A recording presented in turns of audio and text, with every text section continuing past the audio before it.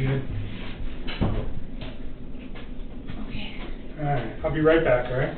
Just gonna get Tammy so she can introduce herself, alright? Okay. Be right back.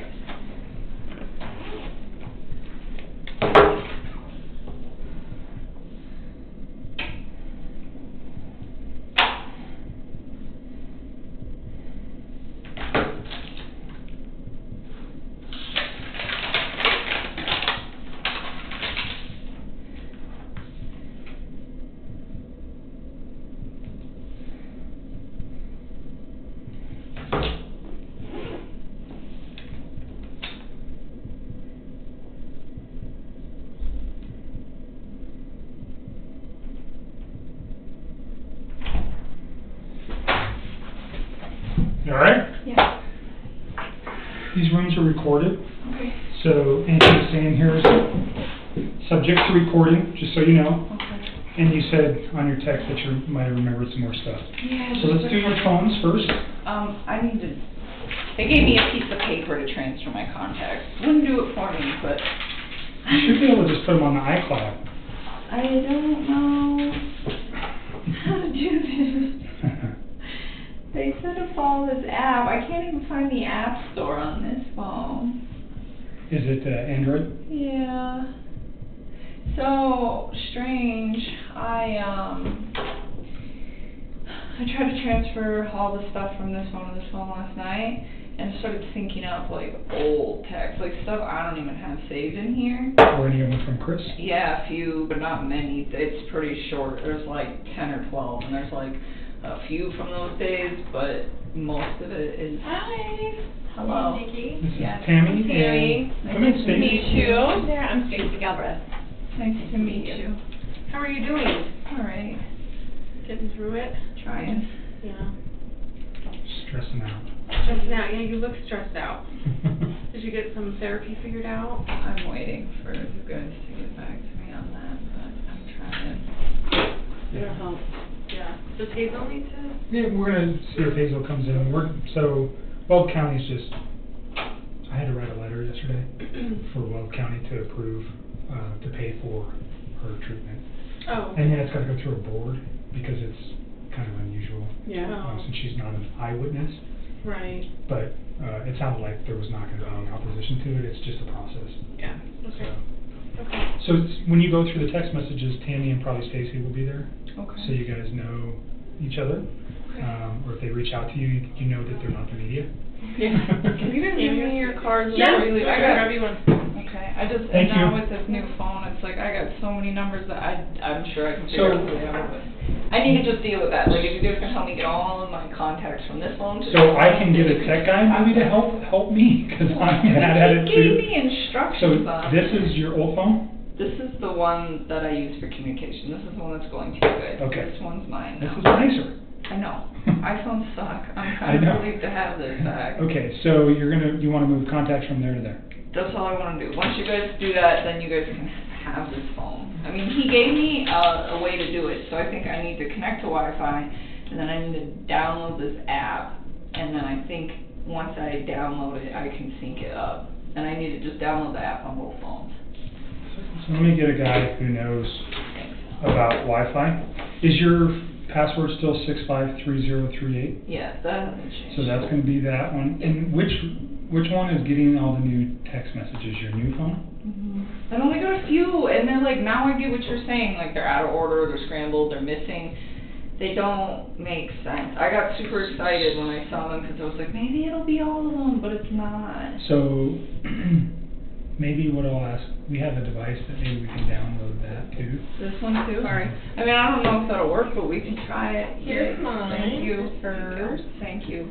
And then Kevin knows how to get a hold of us after hours, and then I'm going to do that too. I I'm gonna go appreciate get that. that. I'll be right back. Okay. I need to help me with these Oh, phones. okay. Are you giving her a spare phone? Is that what She you has her own spare phone, but when she linked her accounts, a bunch of messages between her and Chris were recovered on her new phone. Oh, okay. So I'm gonna have to probably just celebrate it right now Oh, okay. on her new phone, so we don't have to take all her phones. Yeah, no doubt. Are you good here for a bit? Do Okay. you have some water or anything? Please. Okay.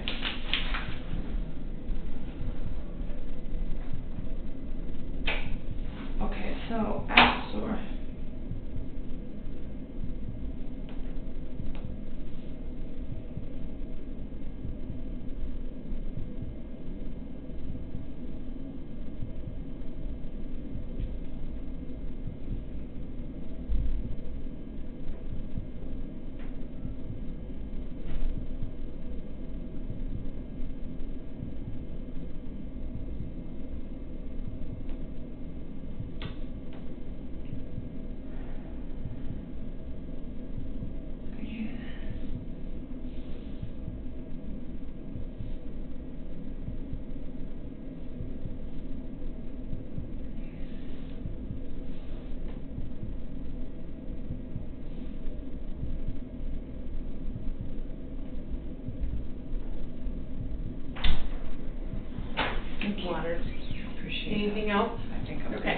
be here in just a few minutes, okay? Thank you.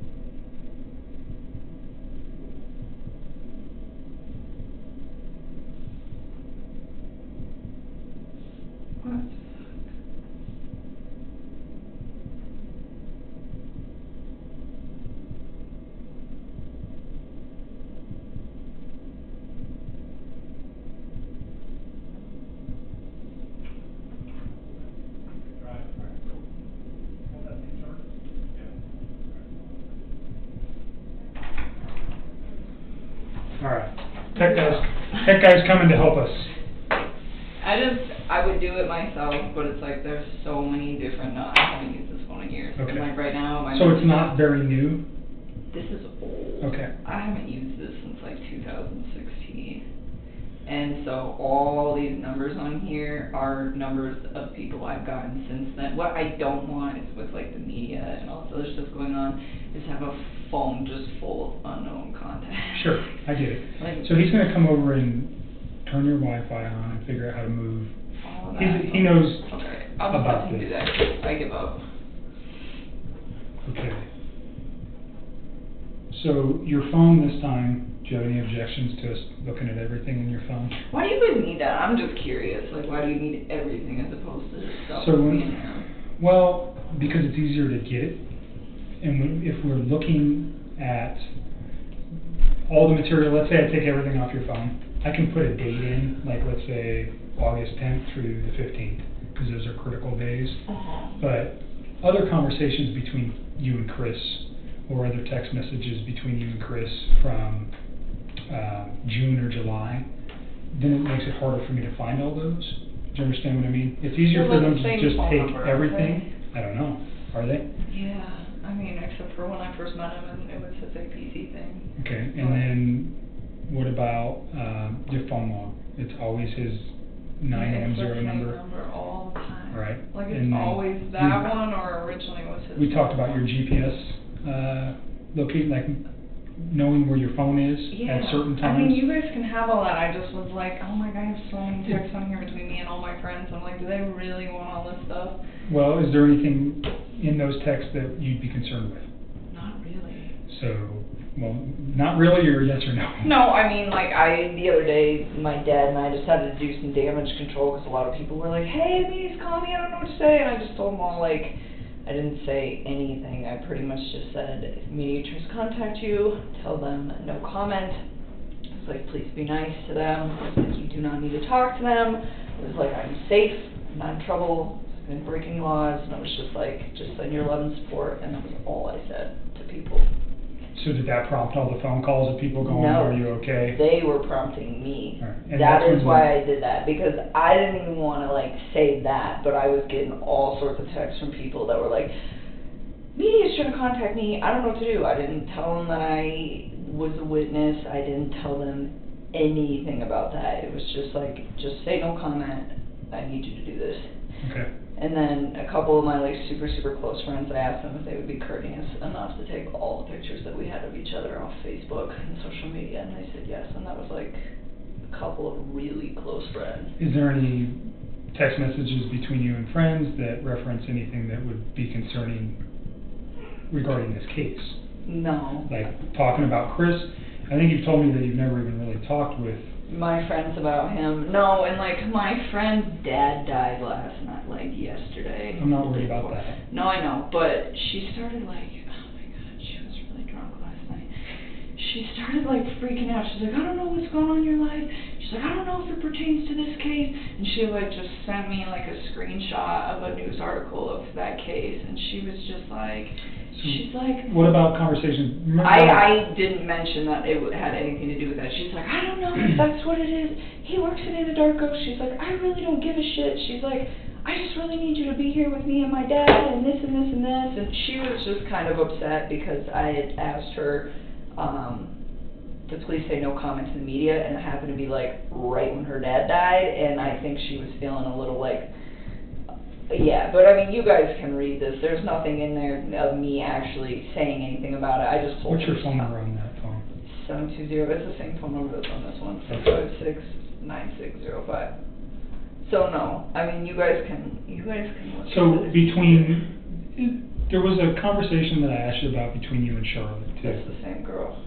That same girl who was freaking out. Yeah. So was there ever a conversation about kids with you and Charlotte? Like you, I can't remember the exact context, but I you guys told were her I was talking. hanging out with a guy who had kids. Okay. And what? She has not even like put. Wait, all right. any So of your that. conversation about him having kids, how did that go? I mean, I don't know. I just told her. Is it still? Did you delete that, or is it still in there? No, I don't know. I have no reason to delete anything else on my phone. The only Okay. reason I deleted all this stuff with Chris is because he was making me feel really uncomfortable, and I didn't want to see it in my phone anymore. Okay. Yeah, let me scroll all the way back here. I'm going to scroll talk a lot. No, she is like... So let's just, while we're here, because we talked about this before, but we didn't talk about the specific context of what that message said regarding to children. So obviously, in the situation that we're looking at now with the death of 2 children and all the other circumstantial stuff going around in the case, I just want to make sure there was no comments ever made by you regarding, you know, children or dislike of children or love of children, either way. Do you know what I mean? Oh yeah, I guess. Let me find it. I think this is where this starts.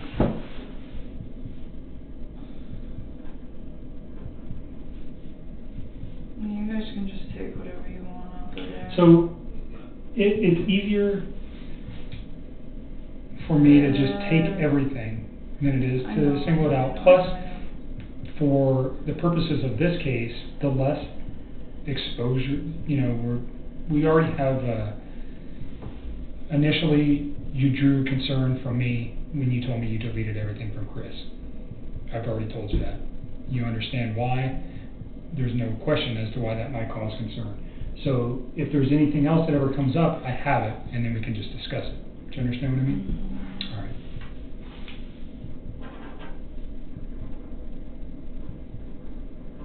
It's right here. This is where it starts. She starts right there. She starts talking about her and her fiance. So that was like weeks ago.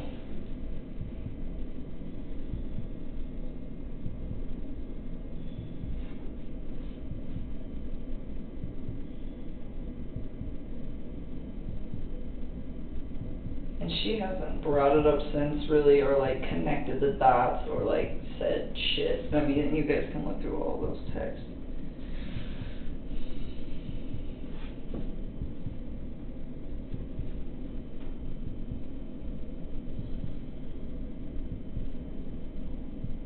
And I don't know when that was. That was definitely when things were going good. So this is like weeks prior, I'm just assuming. I think the date is at the top of whenever we started texting that day. It looks, this is We talk a lot. August 7th. Yeah. So I reference everything to Sunday the 12th.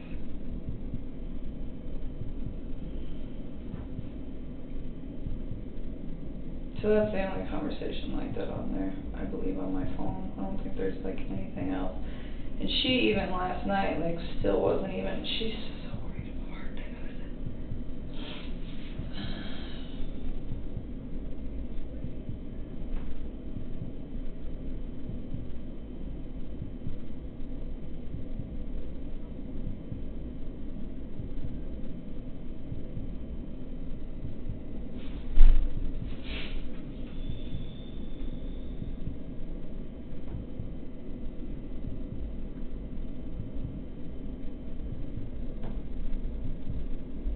Other than that, there shouldn't really be anything on with other people. But you guys can just pull everything off that phone if you As long want. as you're okay with that, that's would be I mean, my if that preference. makes your life easier. It's not just about making it easier, it's just less. So if there's any question, like I told you before, like the 2 girls you just met did a lot of interviews in this case. They've done a lot of work. They may know things that I don't. There's no way we can all know everything. So they might go, oh, because somebody else is the one who told me about Charlotte and this message. So I've never read this. Well, that's probably why. Potentially, I'm assuming that that's what that is. Because I said his name. And I don't even think she's put 2 and 2 together. Because last night, it was just like the way she was talking. She wasn't like, this is him, this is it. She was like, I don't know what's going on. I just assume this is it, because this guy worked at Anadarko, but she is not even, like, processing.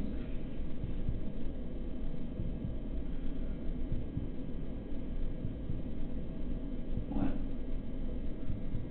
is occurring?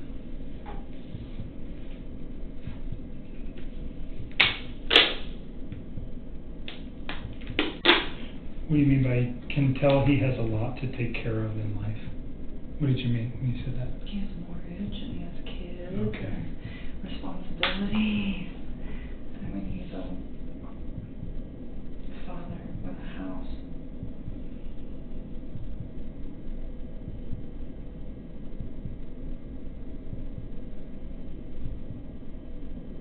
You're even saying in here he's all about his kids. Yeah. And she was like asking me somewhere in there, like, I mean, everything I had to say about him at that point was like really positive. Like, I think I made it clear that I wasn't like 100% sure this was like the man of my dreams and I was going to spend the rest of my life with him or anything, but I was enjoying the time that I was spending with him at that point. You're referencing that he has 2 kids and then you don't like that because you want to have that experience with somebody else? Is that what? I just said I wasn't sure if he was the one that I wanted to be with because he had already like done everything. Okay. Like I was like, it would be really nice to kind of like have kids and have my own marriage and all of that stuff. That was never anything I conveyed to him.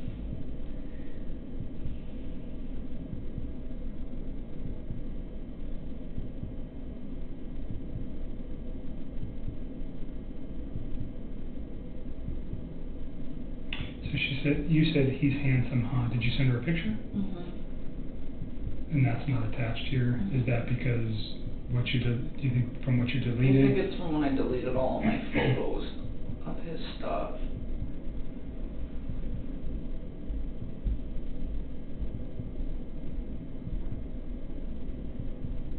He's kind of short.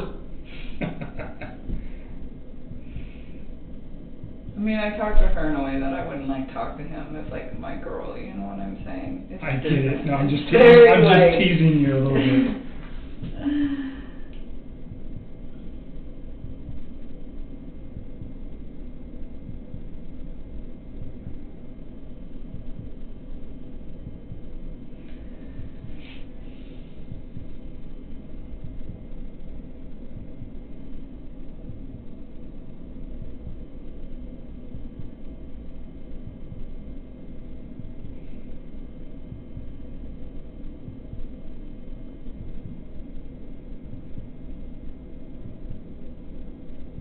So now you're just talking about shoes and other stuff.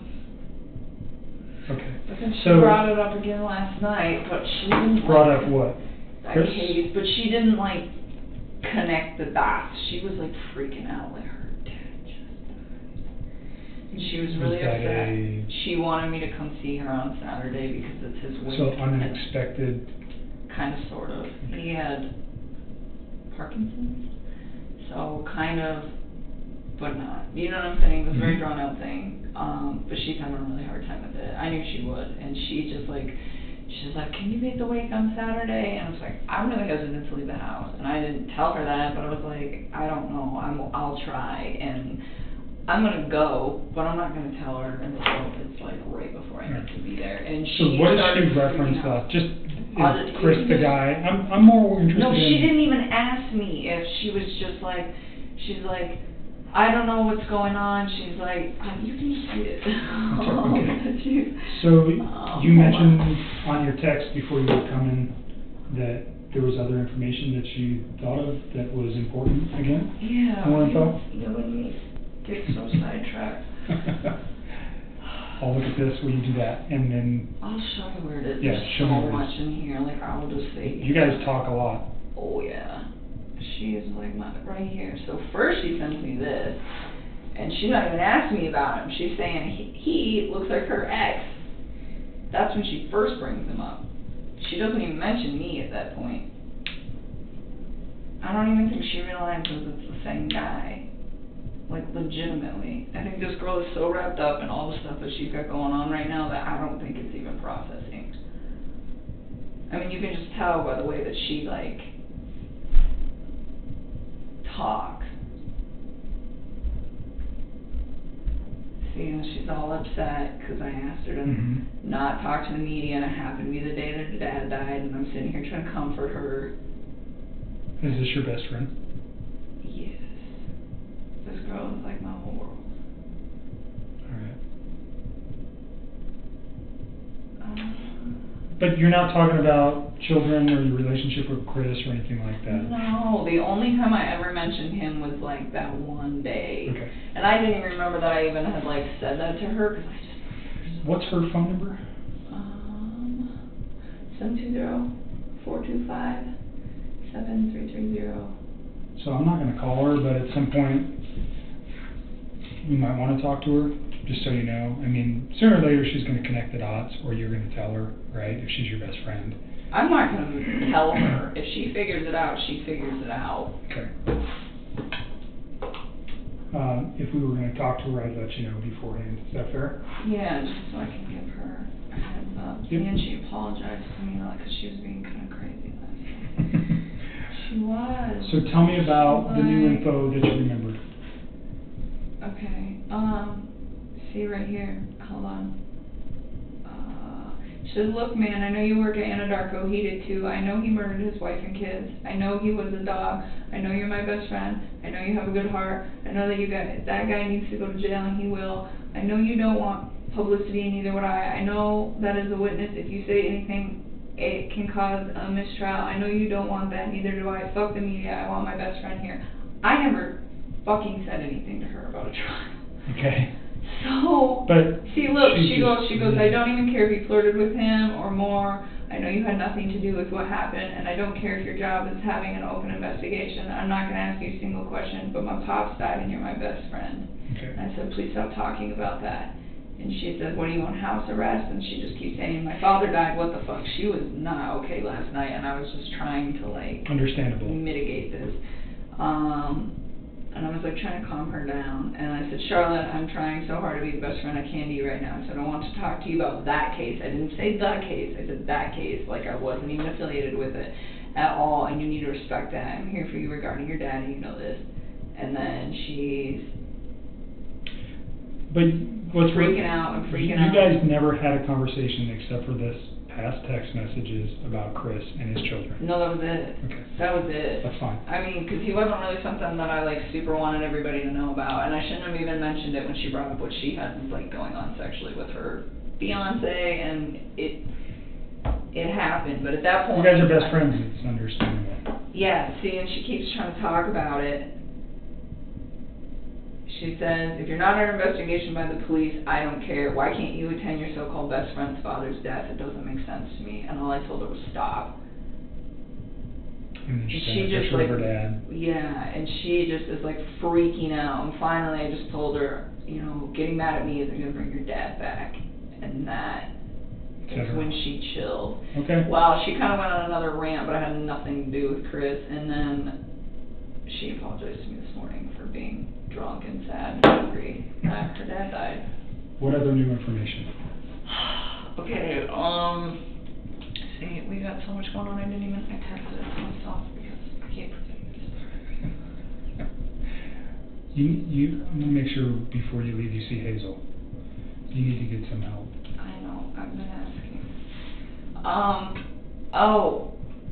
So he was talking for a few weeks, like he mentioned. Give me a time frame. Okay. So he went to North Carolina. When he came back from North Carolina, I was informed sometime either when he was on the trip or when he was like getting back, but in that area, that they filed for divorce and that they were gonna put the house up and for sale, and he was like, she's the one that called the realtor. Because he told me that he had spoke to her when he was in North Carolina about it, and then the next day, she was the one who called the realtor. When you say she, Shanann? Yes.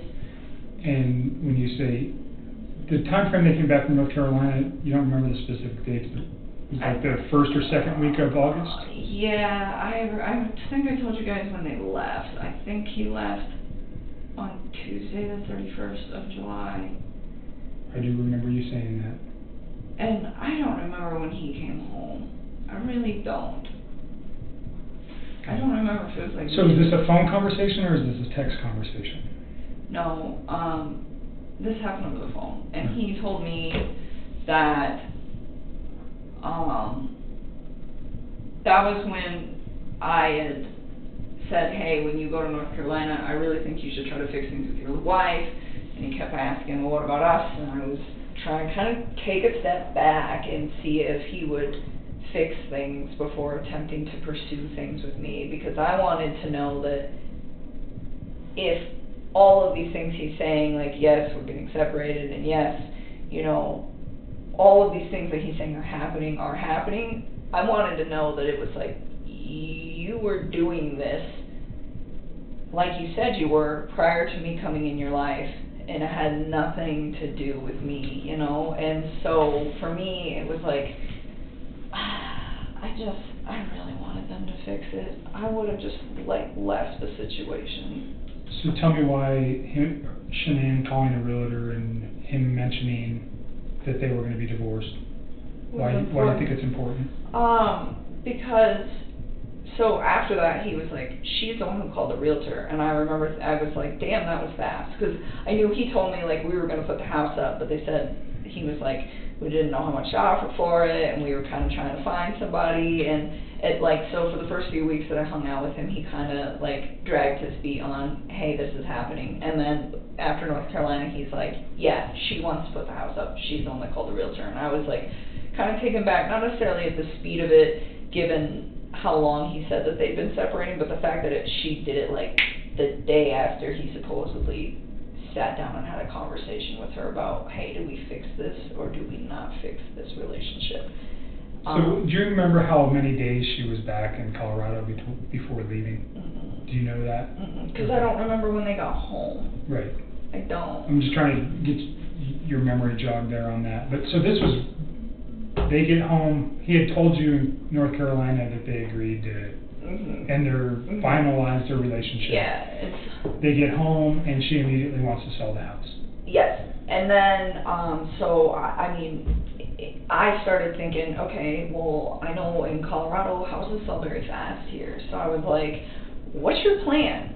You know, and I was like, because you might want to be prepared, and I remember that's when the whole concept came up of, you probably need to start looking for a new place pretty quick.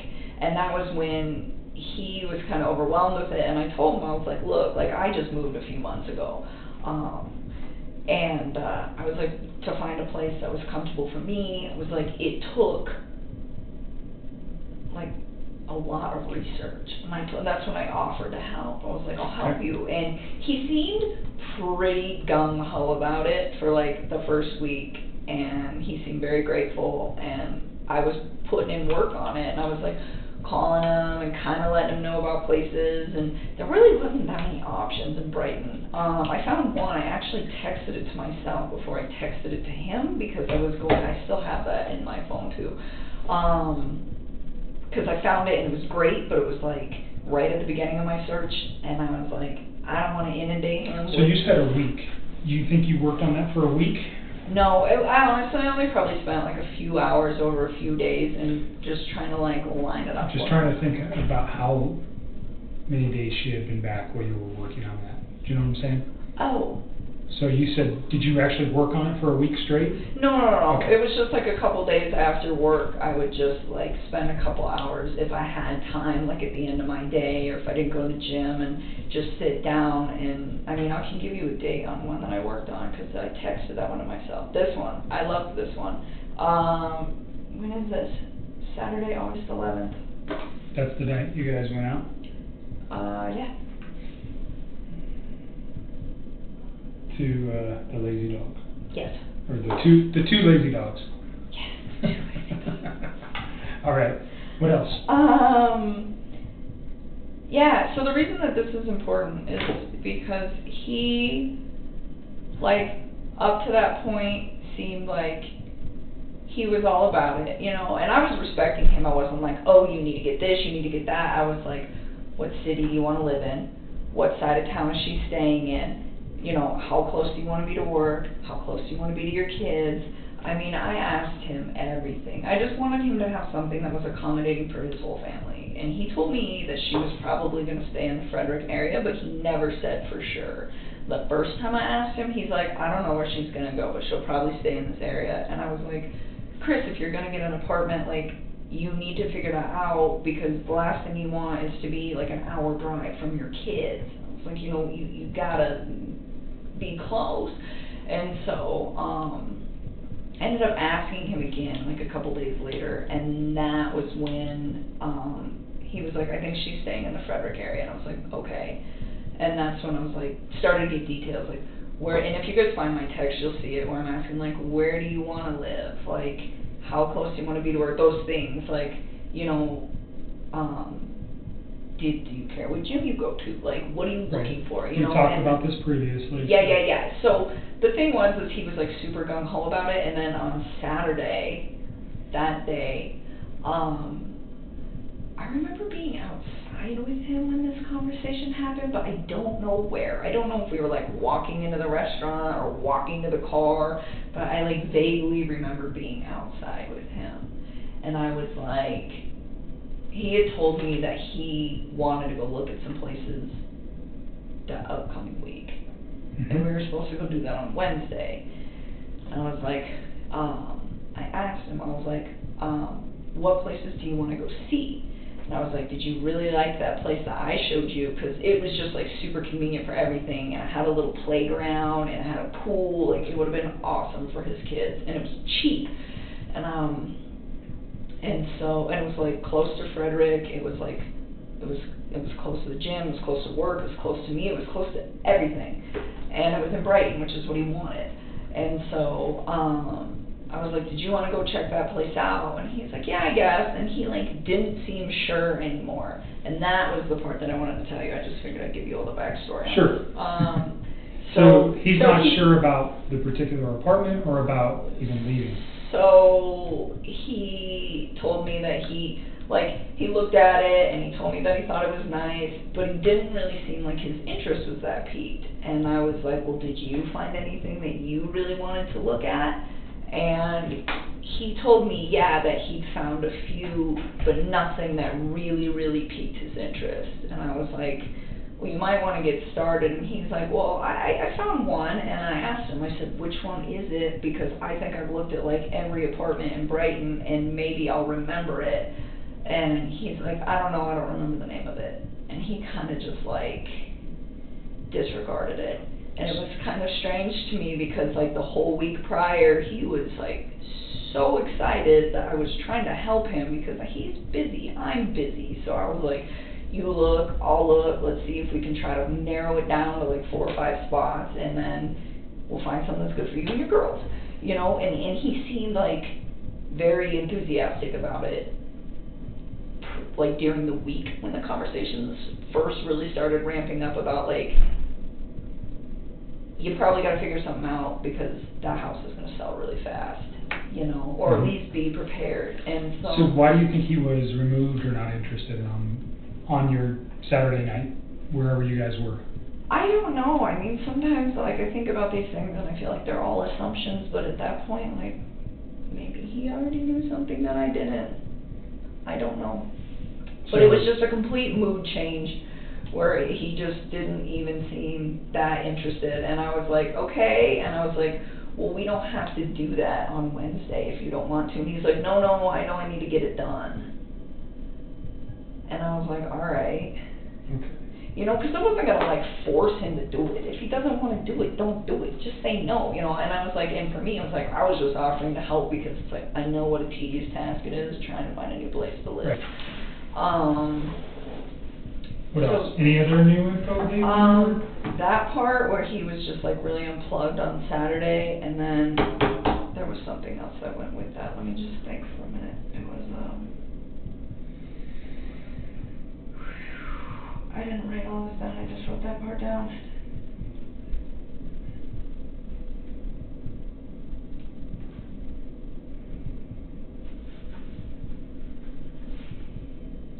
I can't believe I can't remember all this stuff. Yeah, you remember so much stuff already. Slowly comes to me all the time.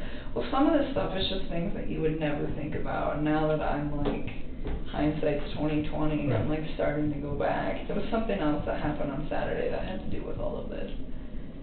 Think about it for a minute. I'm gonna see if my tech guy has his Do that. equipment Do charged, that. and we'll get your phone taken care of. Okay. So again, I'm gonna have you sign this voluntary consent. Yep. It's the same thing that you signed in Thornton, saying that, you know, I didn't threaten you, intimidate you. You have a right to say no. I want you to read the document again. We're gonna take your phone. We're gonna use a program called Celebrate. If you go to your phone store, that's what they use. Sometimes they used to do this. They used to move your stuff back and forth. It's the same thing. They're going to take that information, and then an examiner who is skilled in looking at cell phone data is going to look at it to try to recover the deleted material that we're after. I hope So, that they can get the it. deleted material is what I'm after, I obviously. know it is. I feel so bad that I did that. I didn't even, honestly, like, that's not even what I was thinking about. I was just so, did not want, like, any presence from him. So you're okay with us doing Just everything? take the whole phone. Awesome. Just take it. Because I feel like we've been trying I'm to going do to this. put like, all data on here, yeah, just for ease, take what okay? you need, So you know? read that, and make sure you sign it, that you understand that we're gonna take all the data. Once I have all that stuff, I'll get your phone back to you.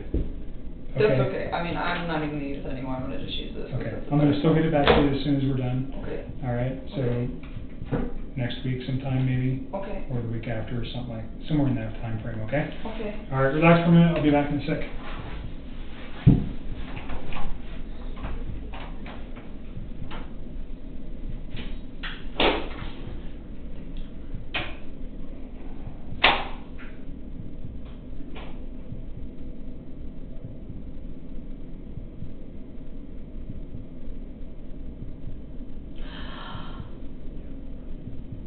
I got it. I got it. I got it. I got it.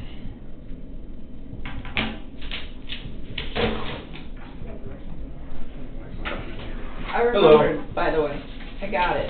Remember what? In my head, what I needed to tell you. Okay? Okay, so, hi. Hi, I'm Matt. I'm Nikki. Nice to meet you. Hello. So this is my original phone. Okay. That these guys would like to have. Mhm. I have a lot of contacts on here that are not on the phone that I'm currently transferring to. Like Okay. a lot of them. Uh-huh. I need some of them. Right. It would be greatly appreciated if we could get the contacts from this phone to just go to this phone so that all the text messages and everything have like names and things Right. linked to them, Okay. so that I can. That's all I want to do. And I went to Verizon to switch to this phone, and all they did was give me this little sheet of paper to follow, which seems very simple, and I'm usually pretty tech savvy, except for the fact that I can't get the App Store to work on this phone, and I can't get the Wi-Fi to work on this phone. Okay. So that is the dilemma that I'm in. All right. But if you would be so kind as to just sync that up, then I can give them what they need, and that I am not good on phone things. I'm usually pretty tech savvy. After working in the oil field, you gotta get creative out there. Because they have technology, but you're like in the sticks, so everything wants to malfunction. So are your contacts on this phone synced to the cloud, to the iCloud? I don't know. Okay. I mean, some messages came over, so I assume that everything is, but I don't really know. So maybe I'm not as tech savvy as I thought. What'd you remember? You just said you remembered something besides that. Were you, Oh, When you I want to walked have in? a conversation right now? he's an agent. He Okay. works with me. He knows about this I case can too. step out if you feel more comfortable. Oh, but no, it's- I mean, what, it's I okay don't to- know, if- whatever. You tell me. He had a fire stick. He kept talking about, you know what a fire stick is? No. Okay, you probably do, since you're a tech guy. They're like. Oh, you okay. mean like an Amazon Fire Stick? Yeah. Okay. Okay, so he didn't have it in his possession, but on Who's he Saturday. though, Chris? Yes, so Chris mentioned to me that on Saturday, that same day, that, oh, cause this kind of went hand in hand with the whole like apartment talk, cause I was like, oh, that apartment that he said he found, that he was like, I was like, well, what's it called? And he's like, I don't remember. And I was like, well, how much is it? He's like, it's close to $1,100. And I was really taken back by that, because I pay more than that, and I don't really have that nice of a place, and it's not a 2-bedroom, it's a 1. So that part kind of seemed odd to me, but I'd seen a few things online that were kind of cheap, and I was just like, all right. And he's like, I'm just trying to cut costs. And I was like, that's cool. I was like, how else are you doing that? And it was just out of curiosity. And he's like, well, I decided to get rid of cable. And I was like, okay.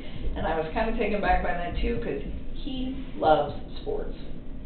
Dude, like, lives and breathes football. So I was like, okay.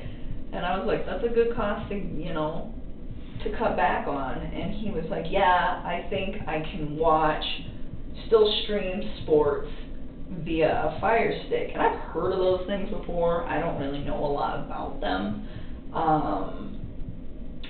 But he was saying that he had a buddy working on it already for him. Who's the buddy? He didn't say, I didn't ask. Why do you think that's important? That he had all that set up? I don't know. I mean, it made me believe that he was ready to move out? Is that?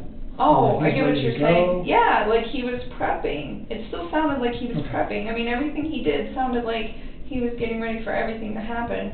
The only thing that I found really peculiar about the whole situation was the fact that he just kind of seemed disconnected about the apartment thing on Saturday, whereas in previous conversations, he was the one who brought it up, and he was the one who seemed really excited about it when I offered to help him do some, like, legwork on trying to find him a spot for him and his girls. Right.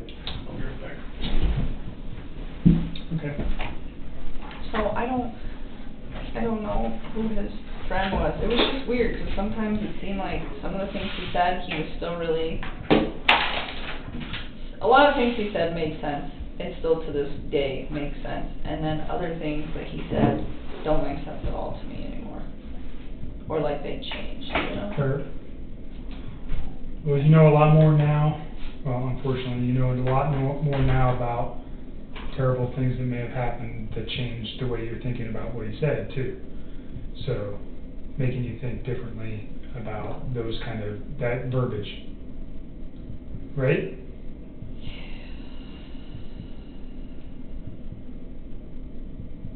Definitely. Okay. So, I think...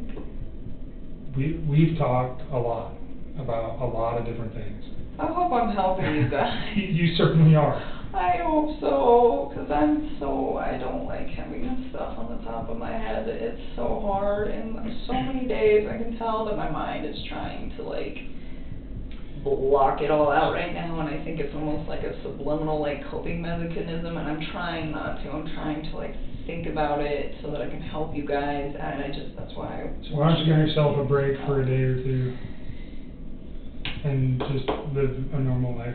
Stop thinking about this stuff for a day or two and then revisit it. Maybe that'll help you, because you look like you're tired again. I lost my job yesterday, so that's where that comes from. You lost your job with the geosciences place as well? Okay, sorry to hear that. With, I think you mentioned with your skill set, though, you should be easily employable in another locale. I don't know. I hope somebody hires me. I hope people don't see my name on a resume and just not hire me. Well, your name hasn't even made it in the papers yet. Not yet. So, remember you said that you had some locations you could go out of state? Maybe, Yeah. I don't know if that's what you're thinking or whatever's going to work for you. Yeah, I'm thinking a lot about all of that. It's just a matter of timing and trying to figure out when to do it. Hesitant to do it all too soon and then have to do it all over again. Tell me the name of the geosciences company, I forget. Tasman. That's right. I think I was just so bummed because they told me that they would keep me, and then they called me back and let me go, and I was just like, man. So did they essentially fire you, for lack of a better term? And that was yesterday? Yeah. They said they let me go because they hired me to do a contract job, and now that contract was over. It was unfortunate, because Anadarko actually offered to pay me for a while, and Tasman said no. So, I just wish they would have been honest with me in the first place, but it is what it is. So now you're out looking for a job too? I haven't even started doing that. It's not even like a priority to me at this point, but it will get dealt with. So yeah, so I need Hazel to help me out with his lease and sell my truck and change my entire life, and hopefully somebody somewhere will give me a decent job and give me a chance and not judge for all of this whole disaster. So that's why it's You said Hazel was helping you out with some of your lease stuff. All right. So yeah. when we're here, I think she usually comes in the afternoon today. So we'll check with her. Hey, I think Matt just went the other way looking for me, but he'll come back eventually. Awesome. This So you must want this for something. probably charge my phone. I didn't charge the last thing I charged. This one? Yeah. Here. What's this? Oh, this is the Verizon call logs? To the 13th. From what date to what date? You want this one back? It's a month. It's Sorry. like- No, you're good. I don't know, it's a month, so it's probably whatever 30 days was, probably July 14th, I'd assume, till August 13th. You'll see it, when you open it up, you'll see it. But it's a month, so my So billing. can I just take this real quick and move it off your thumb drive, and I'll give you your thumb drive back? You can do whatever you want, Okay. that's yours. You don't need this back?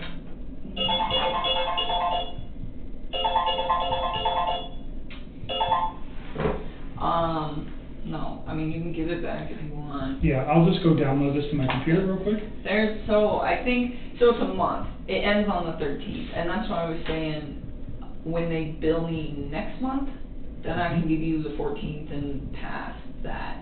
And I could have given you the 14th now, but because they haven't billed me for it, like this is in a nice PDF, but the unbilled one is like in this janky Excel format, and you could like manipulate the data, I don't want to give So what it. is on here specifically? PDF of your complete phone bill for your cell phone? That ends on August 13th. Okay. Everything after that, you I'm gonna can. go put this on my phone, or Okay, go put it on my and computer. my lease agreement is on there, and I told Hazel that you had it. Okay, So I'll share it that with to her. because she needs that. Yep, I And will. then,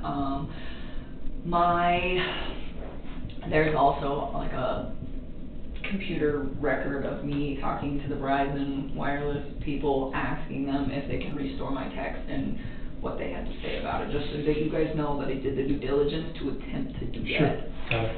So those are the 3 things that are on there. So the messages that synced up when you started are on this phone, right?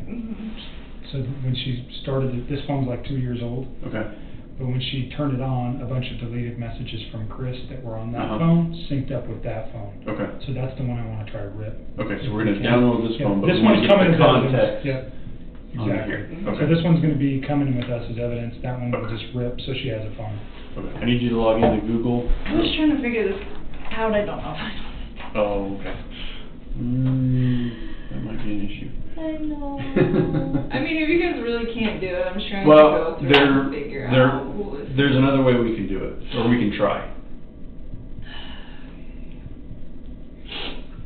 Man, I'm usually really good about passwords, but this one, I'm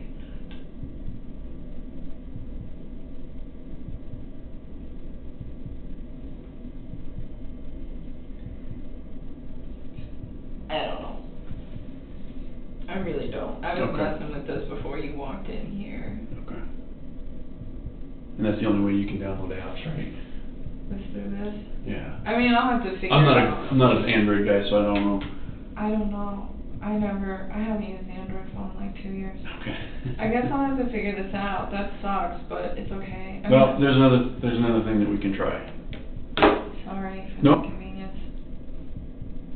Did you have a text message on? So when I looked up to I mean, Wi-Fi, I think you got a couple more extra. oh, I got these. Yeah, this came in on my other phone. This was like right when I transferred.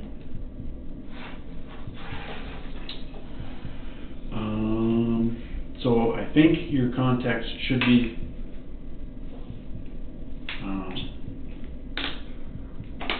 connected to iCloud now, so you shouldn't lose them. And we can try and use the machine that we use to download the phones can also transfer. That'd be I've never done that, so I don't know how it's gonna work, but we're gonna give it a shot. Okay, that would be so nice, cause I was looking at these messages and I was like, oh my god, like, don't know. Right. I mean, again, I'm sure I could figure it out pretty quick if I read the text, look at them. Yeah. They're all different, Okay. and so you would just save me a lot of time and stress. Okay, and then we're keeping this one, Yes. downloading it and giving it back. Yeah, and then Okay. this one, I think he only needs one number off of, and that one you guys are taking everything. Okay, but we're keeping this phone, right? Yeah, Okay. that's yours. Okay. Thanks. Alright, let me go see if I can transfer the contacts. Do you want the wall charger that goes with it? I'll just put it here so I don't forget it, but I don't need it right now. I will be right back. Or in a little bit.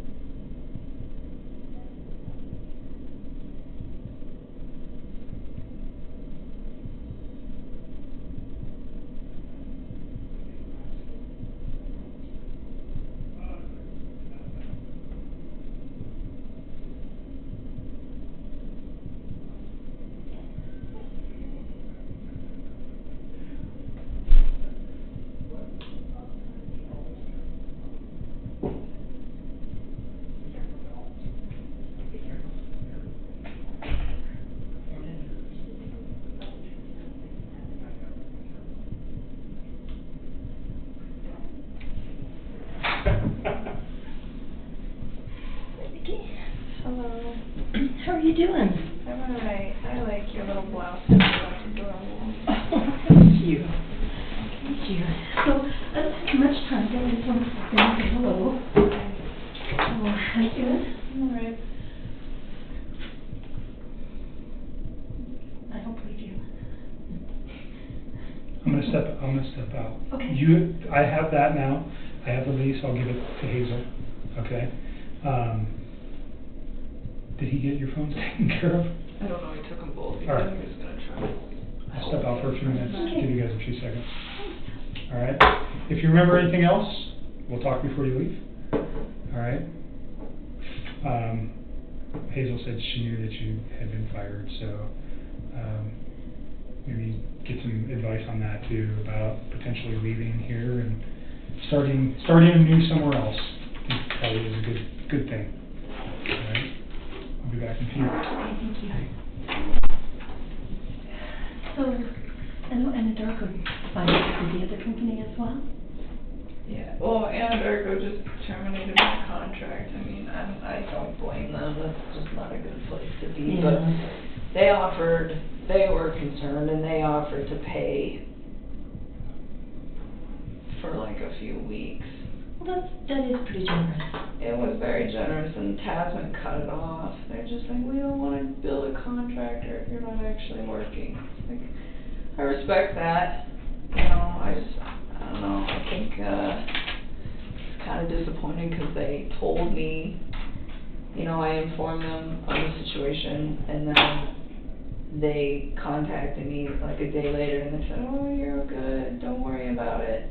And they contacted me the day after and pretty much just let me go, and it's like, just be honest. So will they be giving you another job or another appointment? They would have had to have. And I kind of had a solution for that situation too, but they didn't seem like they were all about it. So, I mean, it is what it is. I've only been working with them for like 4 months. They don't really know me that well. That's Tasman? And so are they saying that your contract with them is also terminated? Or that you just aren't working in Anadarko anymore and they'll find you another position? They told me originally that if I wasn't going to work in Anadarko, they'd find another place to put me. And then they came back yesterday night and said, since you're not, we hired you for the contract with Anadarko, and since your contract with them was terminated, we're letting you go. Okay.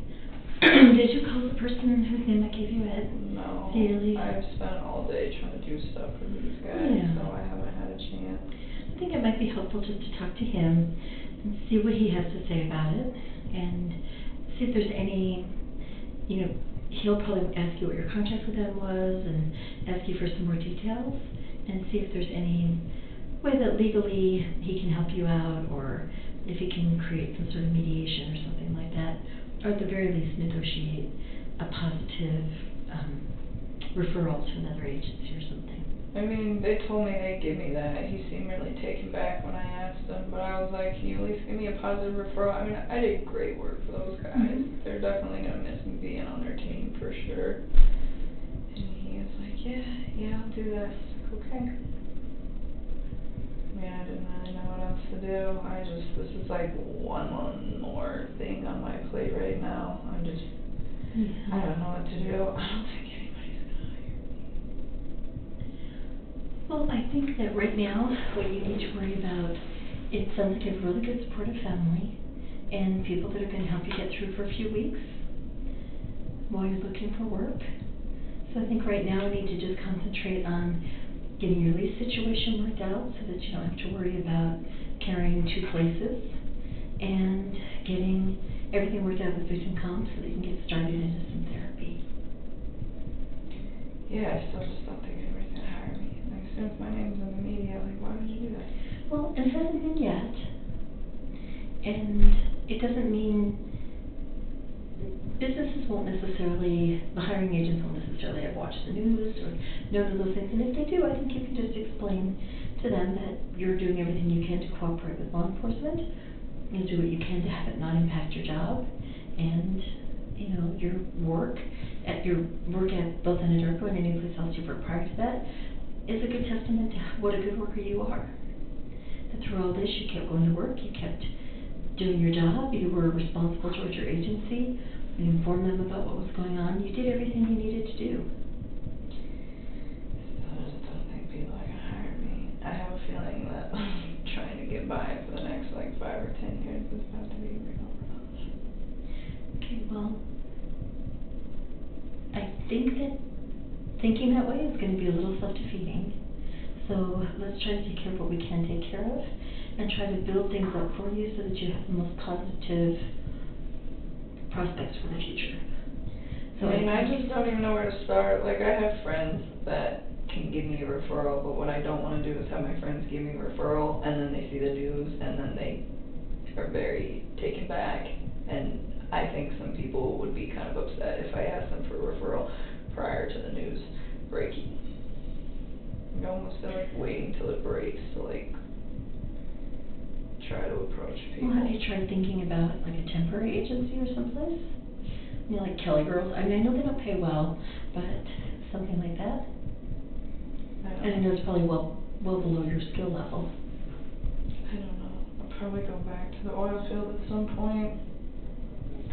Most of those people are a bunch of societal outcasts, so it might work. Were you happy there? Huh? Were you happy when you worked there? Sometimes. Yeah?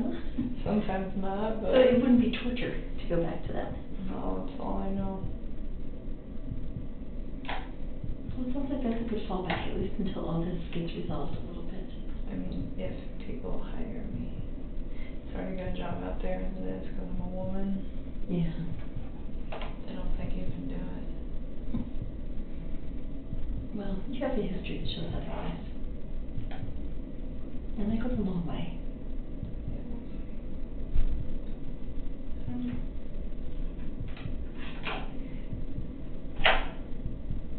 So I understand that Agent Quebec has a copy of your lease. So I'll talk with your landlord and see where we can get as far as getting you out of that. And then I have a list of referrals for you for therapists. Thank you. Did they approve it? They haven't yet, but they said they should by the end of the day or early tomorrow. They just have to go through a procedure. You know, it's the government. Everything has a procedure. So just going through the procedure. But you could get started in the meantime calling the therapists and just doing little interviews with them. You know, like we talked about, just making sure that it's somebody that you feel confident with and that you feel comfortable you can say anything to. Understood. And then I would also ask them, just because I know you have a hard time sleeping and I know that this bothers you all the time, that you could wake up in the middle of the night having some issues, you want to also talk to the therapist about what kind of after-hours support you could get.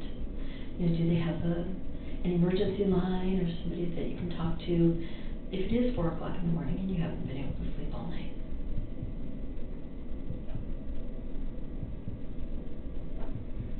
And if you need some help making those phone calls, Bobby Joe and I can help you.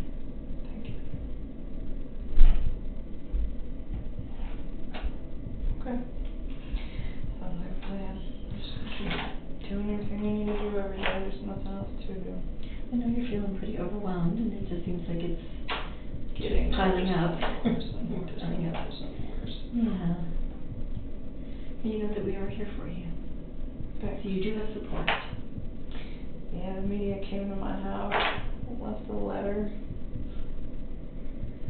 like old crinkly envelope and a piece of journal paper that was all crumpled, handwritten and chicken scratch. Like, oh, I went to Today's Show, you should call me. It's like, why would I do that in the first place? But even then, like the lack of professionalism that my family is seeing from these news reporters is absolutely ridiculous. And you're just ignoring them. Yeah, I mean, they don't have my phone number yet. They still haven't found it. Well, that's good. And you're not at your home. No. And your dad's pretty good about saying no and walking away.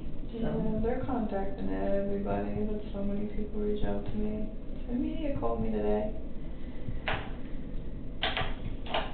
And, you know, all they have to say is that they don't know anything about it and they don't have any comment.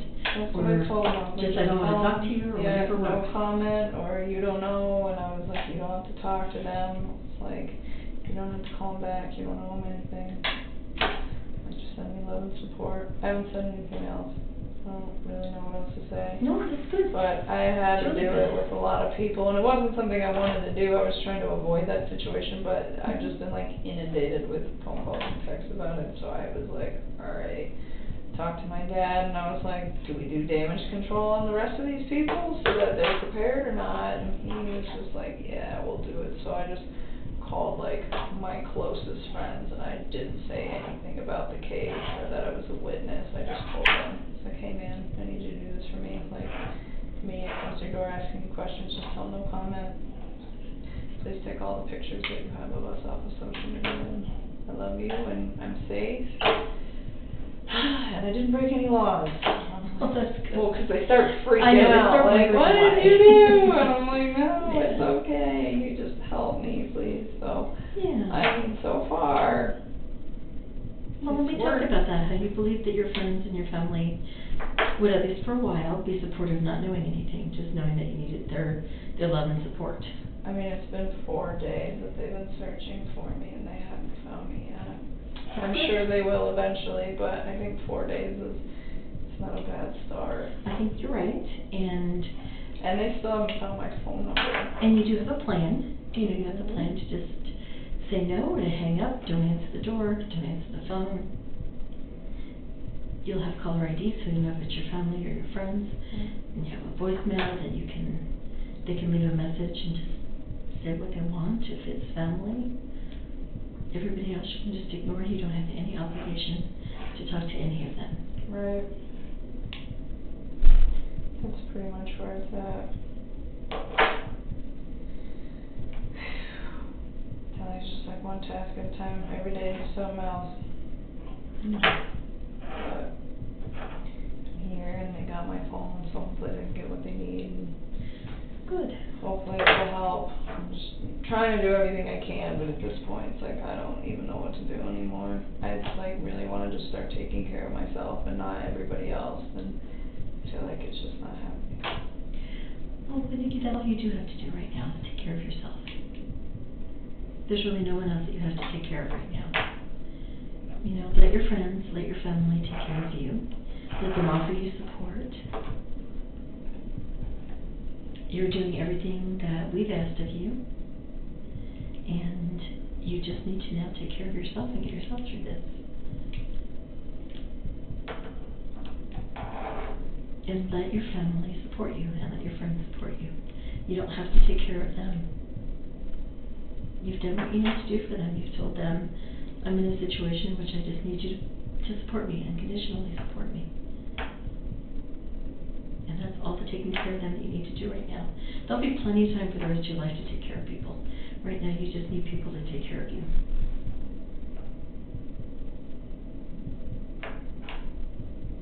That'd be nice.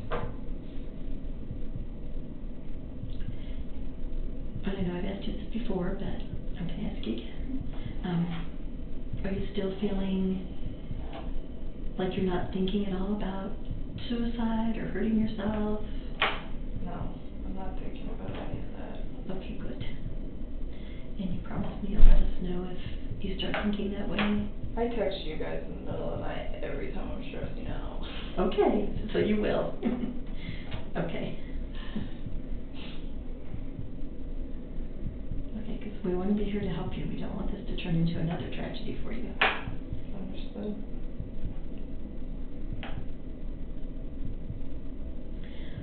Well, I didn't know what time you were coming in today, and I have another appointment that is coming in.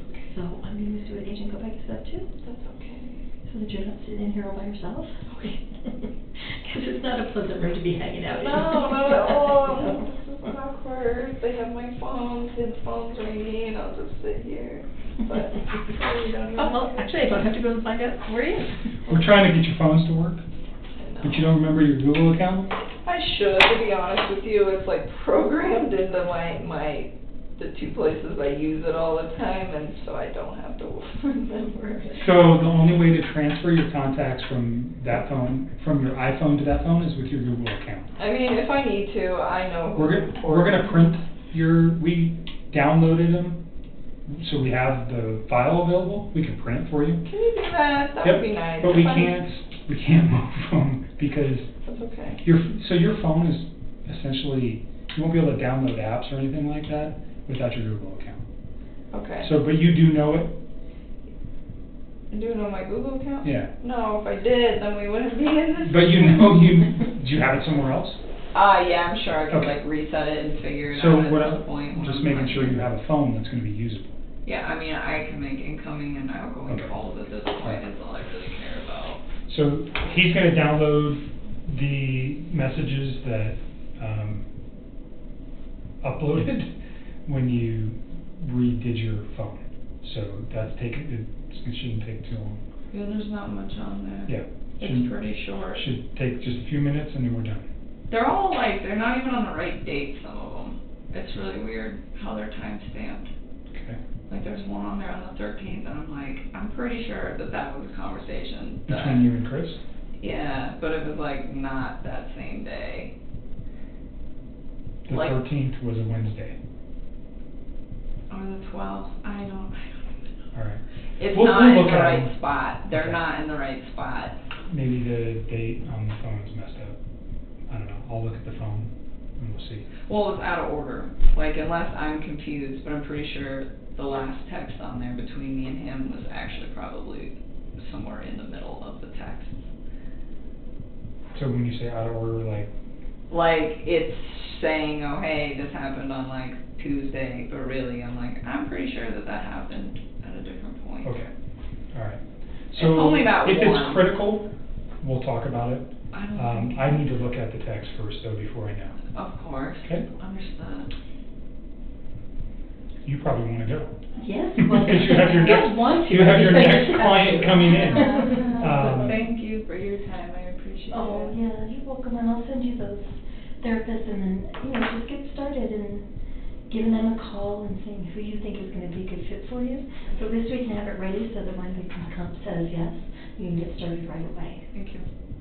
And if you need any help making those calls, you start making them and realize you just can't do it on your own. Just call me, either Bob, Joe, or I can just, call with you and be there with you while you make those calls. Thanks. Okay, and if you want to, try to give the guy from CDLA a call and talk with him. I will definitely call him. That is on my priority list at this point. I just not on the top of it. Yeah, no, I understand that, I understand. And I'm sure he'll say it depends on what your contract said, so if you have your contract with them where your dad can get to it, because it's probably at your house, if you can have it where your dad can get to it or something to get for you to send to him, that'd probably be really helpful. I have it. It's all remote. It's all electronic. Oh, okay, good. Everything. I don't have to go back to the house at all. Okay, good. Good.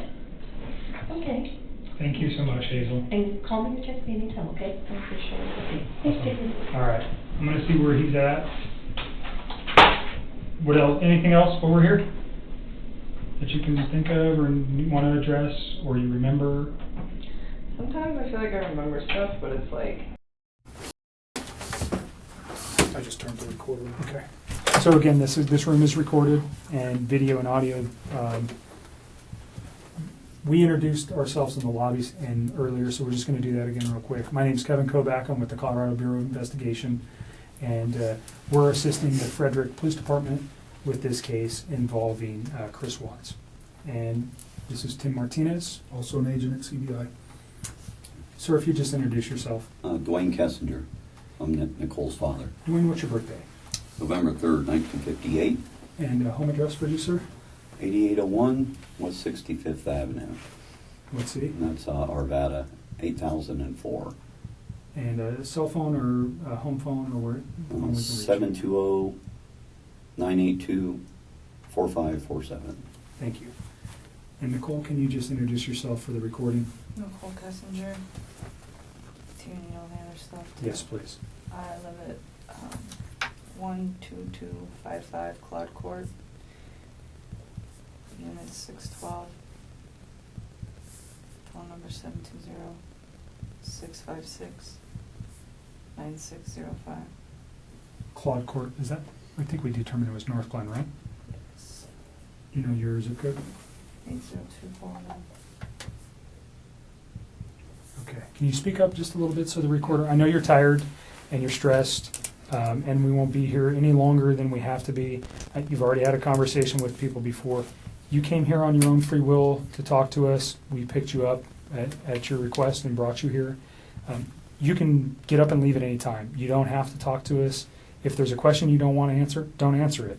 If you don't want to talk anymore, just tell me I want to leave. And I'm kind of in the way of the door, but you're not being interrogated as a criminal suspect. We're here to understand your relationship with Chris and what you know about Chris and his family, and events relating to Chris Watts. And do you know him as Chris or Christopher? Either one. Okay. So the phone number that you reached him on, can you tell me what that number was? I think I deleted that out of my phone too. I just cut him out of my life. It's a 910 number. You guys have it. We gave it to Mark yesterday. Yeah, I probably He'll have it, have but it. just in case. I don't have it. If I anymore. recited it to you, would you know it? Just the first 3 numbers. But you know it as a 910 number? Yes, that's what I do know. I mean, that's what I got. North Carolina or something. Yeah. That's North what it Carolina. is.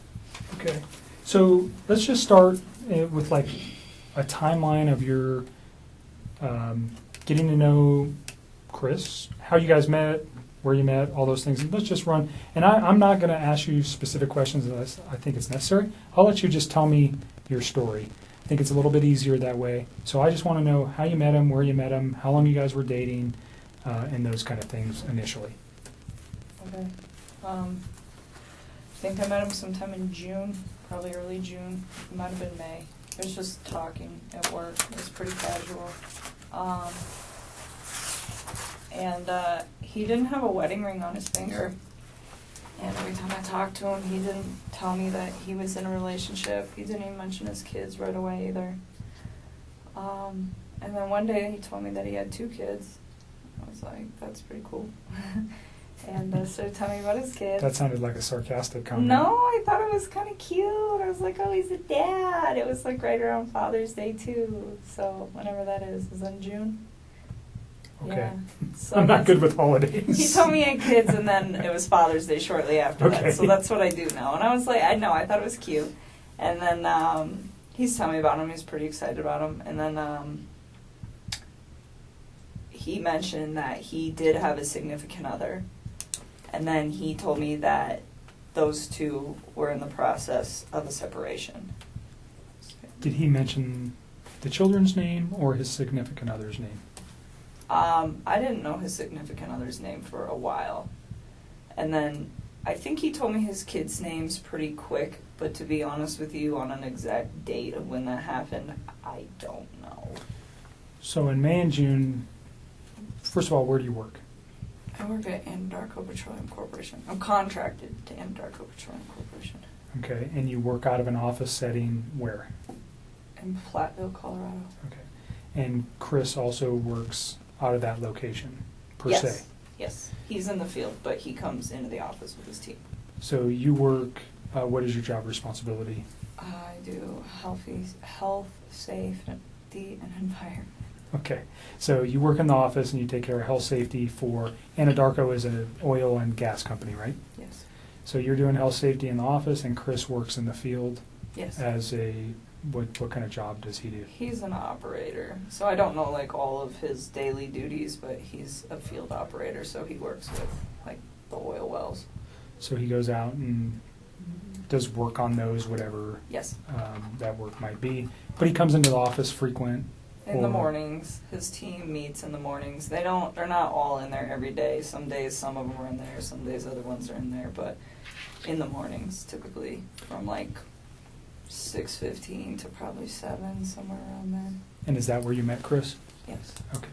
So can you just take us through kind of a little bit of the early part of how he courted you or you courted him? I don't know which one happened. How you guys got to know each other? I guess we just started talking. He actually, so part of my job is to manage the gas monitors that we have. So Anadarko requires all of their field personnel to carry gas monitor sensors for toxic gases, and it's my job to control the inventory, any issues, anything like that. And we were having some pretty serious like equipment issues, and we had numerous amounts of people coming in my office one day, and he happened to be one of them. And I'd seen him before, like they meet in the lunchroom, and that's where I go put my lunch in the fridge. So I'd seen him, but I didn't ever like talk to him. So that day we just started talking, and then every time I saw him in the hallway after that, and it was always hit or miss, like it wasn't an everyday thing, it was just when I saw him, we just started talking, and we just kind of had a lot in common and just hit it off, so we'd always have, pretty good conversations. And then, I don't know, one day he told me that he had kids and started talking about his kids, and then mentioned, yes, that I have a wife, but we're getting separated. I said, okay. And then, When do you think that was? when he said all that, So specifically when he told you he was getting separated from his wife, was that within the first couple of weeks that you knew him, or was that later on? You said you met him around May or June. yeah, it was still in June. Okay. It would have been before Father's Day. So had you guys ever gone out on any kind of No. date at that time? You just No, were no. conversing at work? Yeah, that's all it was. And then, I don't know, we started hanging out. We hung out. We went to a park. Hung out at a park. Let's go back real quick. So why did he tell you that he was getting a divorce? Did he ask you out at that time? No, he didn't. I think he was probably interested in me. And so, he talked to me a couple times via his work phone, and I was like, no. Like, it was still very, like, friendly conversation. But then when I realized, like, this man is interested in me, I'm interested in him, this is personal, so we got away from the Anadarko thing, because I really don't want those guys affiliated with any of this. And So you have a work phone that's specifically... no, I have one phone that I do both on. He has two phones. Okay, so he had your phone, the 720-656. That's the only number that I roll with all the time. Okay. So he has two phones. All right. One of those owned by Anadarko and Yes, one sir. personal. Yes, sir. Do you know what his Anadarko phone number was? Okay. It's been so long, and I mean, I'm sure I could like look it up, but I tried to look it up for those guys yesterday, and I couldn't find it. Okay. We can find it. That's okay. Just wondering if you knew it. But at that point, we just like took it to his phone because I just felt it was like better that way. And we just continued to talk, and then Let me go back to the park. Where's the park? it's like down the street from my house. It's called East Lake Number 3. Your house Yes. in North Glen? Yes. And that was in the June time frame. Yeah, or like the beginning of July. It was like right around my birthday. It's like so sometime at the very end of June or the beginning of July. Okay. And that's the first meeting you had outside of work. Yeah. Basic conversation for a first date? I mean, we kept it pretty simple, I guess, I don't even remember everything we talked about. We Sure. were there for a few hours. But Understand so if I ask about conversation, what I'm looking for, was he talking about his family during any of these meetings? Those are the kind of, I understand, whatever you guys were talking about, relationship, your life, your interests, those things, we don't need to know that. What I'm interested in is knowing is when he brings up his children, when he brings up his wife, when he brings up financial information, when he brings up his home, when he brings up anything that may have been, and it's been a few days, so you've had a chance to reflect on some articles that you may have read, and unfortunately, that you're in a situation where somebody has been murdered. And that information, when you look backwards in your memory with the conversations with Chris, anything that he might have said that would be relative to that, and I'm not just, even if one day he was mad and he said, I want to do this or do that, anything like that, if he ever made any kind of statements that you were like, whoa, that was weird, or why would he say that, or why did he mention that? Do you understand what I'm looking for? No, I completely understand. I just feel like some of this happened so long ago that I can't tell you like the exact words of the exact conversation at the exact time and place, because it's like we had a lot of conversations. I mean, we talked every single day. So it's so if there's like I'm trying to help you guys with the stuff like The stuff that's more current, I can give you guys a lot more like detail and exact times. But when you're asking me about something that happened 6 weeks ago and exactly what was said, it's like, I mean, I'm sure I can give you a general idea, but to be honest with you, like to pinpoint exact words, it's not going to happen. I'm not looking for exact words, just more, let's say 6 weeks ago he said something that triggered with you last night. That's what I'd be looking for. Or something 4 weeks ago. And if you don't remember where it was or the specific words, that doesn't matter. Just he said something that was off the wall, or he said this or he said that, that has caused you a moment to pause and you go, wow, I wonder why he said that. Now knowing what you know today.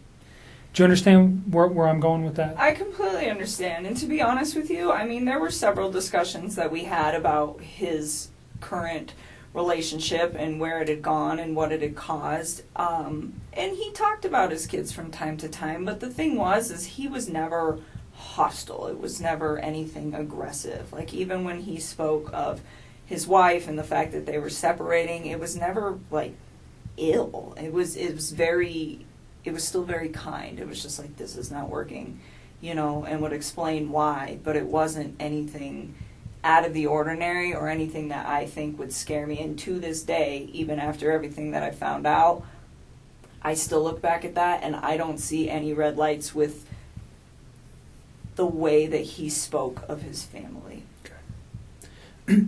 Can you just describe his overall demeanor over the 8, 10, 12 weeks that you guys knew each other? It wasn't that long. It was like 6 weeks that we were hanging out. Well, I guess we knew each other longer. Okay, but you met him in the office, and just his overall persona, who was he aggressive? Was he mellow? Was he calm? Was he outspoken?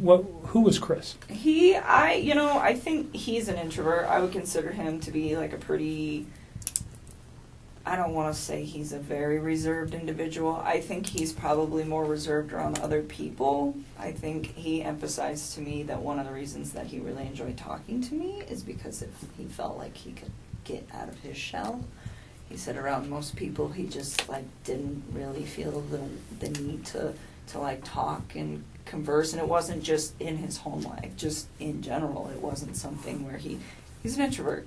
And he said with me, it made him feel like he could really just start talking about things that excited him. And I think a lot of that had to do with the fact that we had things in common. So with me, I think he was a little bit more outgoing, but even then, I would still consider him to be an introvert. I mean, not on the extreme end. If an introvert went to like 1 to 10, I'd put him at like a 4 or 5. So on the lighter side of introvert. Pretty even-keeled. Yes, like really relaxed, like all the time. He was never really like worked up about anything. Just mellow, chill, easygoing guy. Very much. Okay. And he was that way with you. Did he ever have any kind of? Did you guys ever have arguments? I mean, No. Pretty short relationship.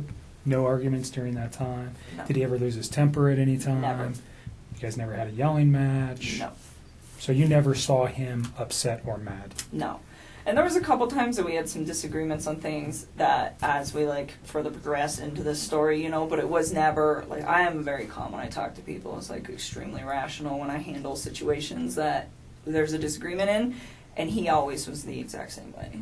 Like always. Like I never stressed anything. I think one thing that actually kind of drew me to him was the fact that he was like very open with communicating with me if there were any like differences on how we saw things or just like open-minded about things. It was actually, I personally thought it was kind of unique because usually most of the men that I've ever met are typically very closed off, and I didn't get that from him at all. Okay. But it was always like kind, very kind. So no sense that this guy had a temper or not at was aggressive, or he never lost his mind and yelled and said crazy stuff or anything like that? Okay. No. So can we just kind of go back to your relationship? You say you guys had a lot in common. What was that? Oh, I mean, like, we were both really into fitness. I think that's important. It's a lifestyle. Both of us ate pretty healthy, so I think that was important as well. He's like a total gearhead. He likes cars a lot, and I don't know nearly as much about them, but it's always been something that I've been pretty interested in, so we definitely talk about stuff like that. And I guess he was always willing to, like, learn new stuff, and vice versa. Like, I like to travel a lot, and it's not something that he's done a lot, but he seemed, like, really interested in what I had to share with him, and vice versa. So even if it wasn't something that we originally had in common together, it was just like, hey, I respect what you have to say, and vice versa.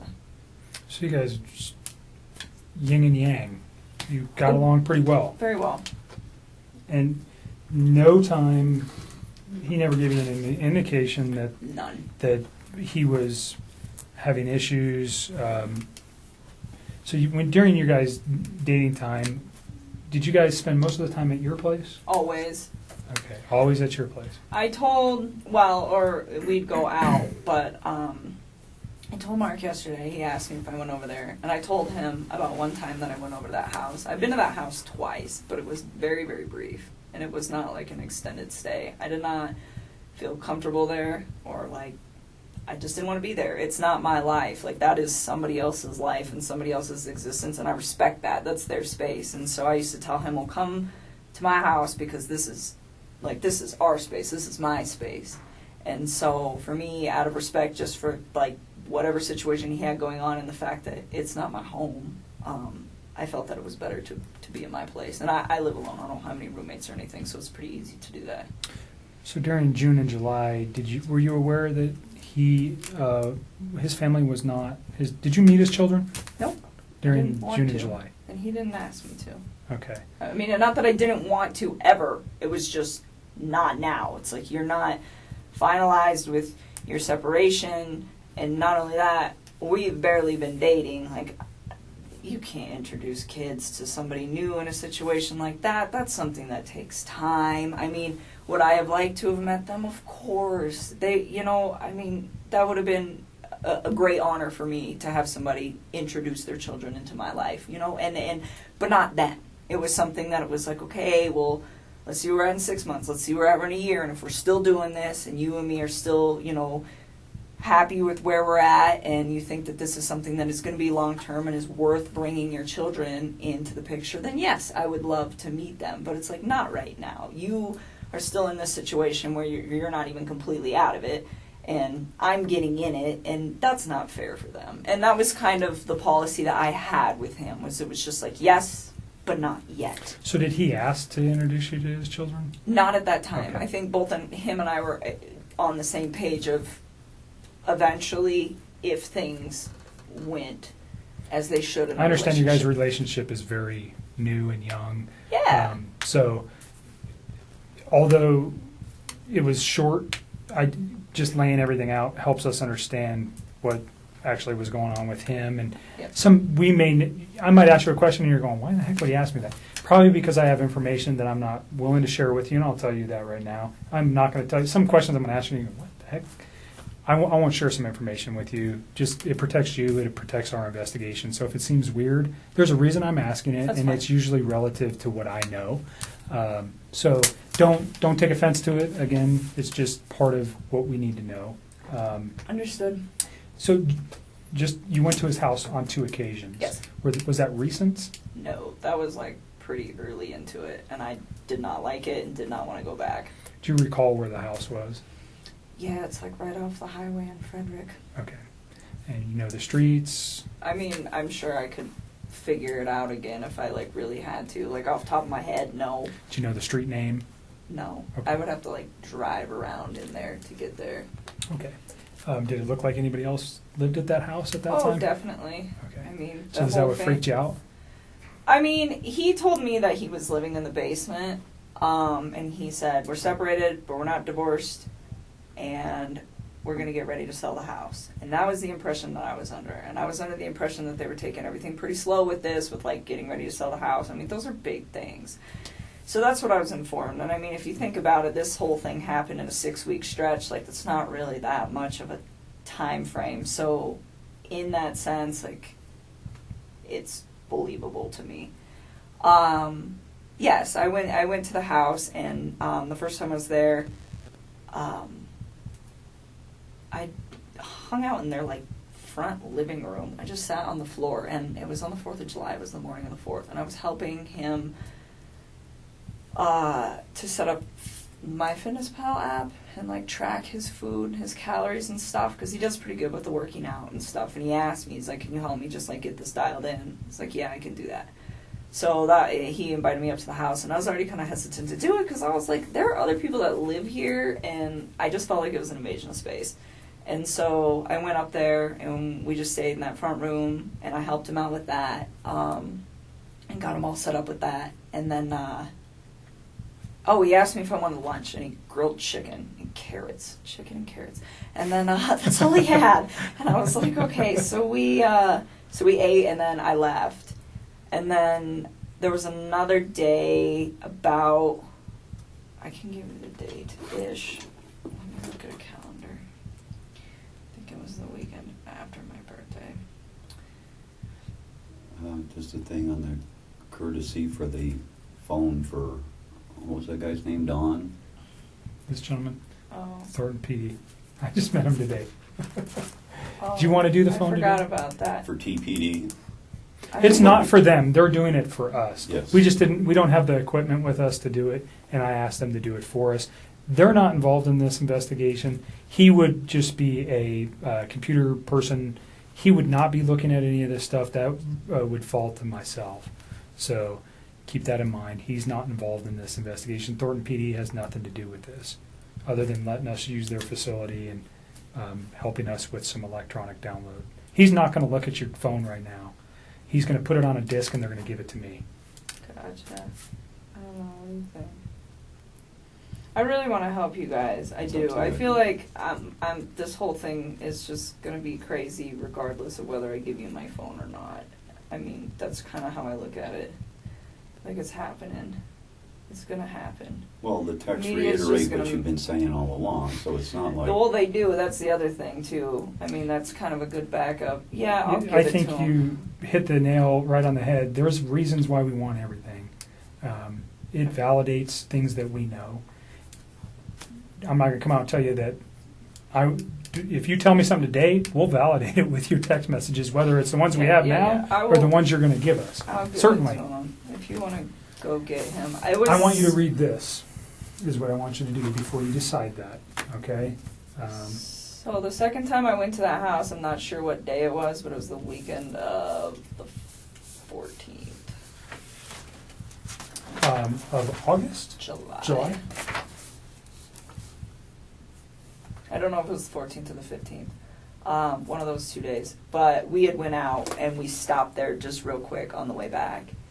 And we were there not very long. But that time I saw a picture of his wife and one of his kids. And I remember thinking to myself, like, wow, she's so beautiful. And I like took a step back and I was just like, this man has a gorgeous house. He has beautiful babies. He has a beautiful wife. He has an awesome job. Like, why would he want to leave this? And I remember talking to him about it, and that was the first time that I tried to actually say, what do you think about not separating from your wife? Like, what if you really try to work on this? And he had expressed to me that we've tried to work on this, and it's not working, so that is why we're separating. And I spent some time, like, just, you know, kind of, because it almost made me feel bad, where I was, like, to the point where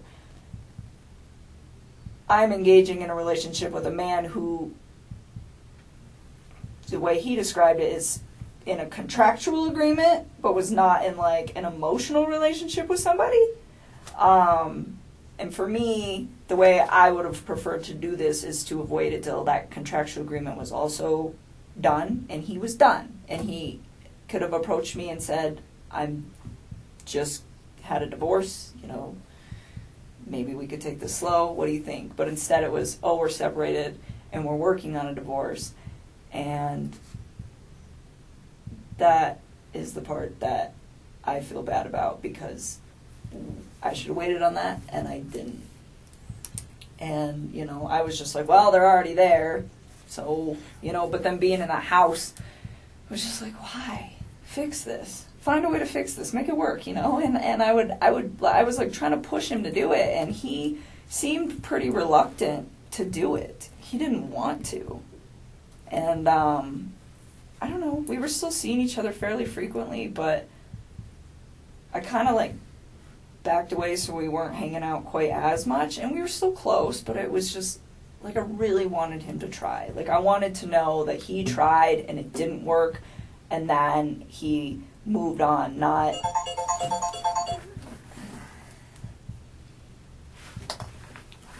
that, you know, they both kind of tried and then he got himself into a situation with somebody else. And I don't know, I just thought he had a beautiful life going on and he could have made it work.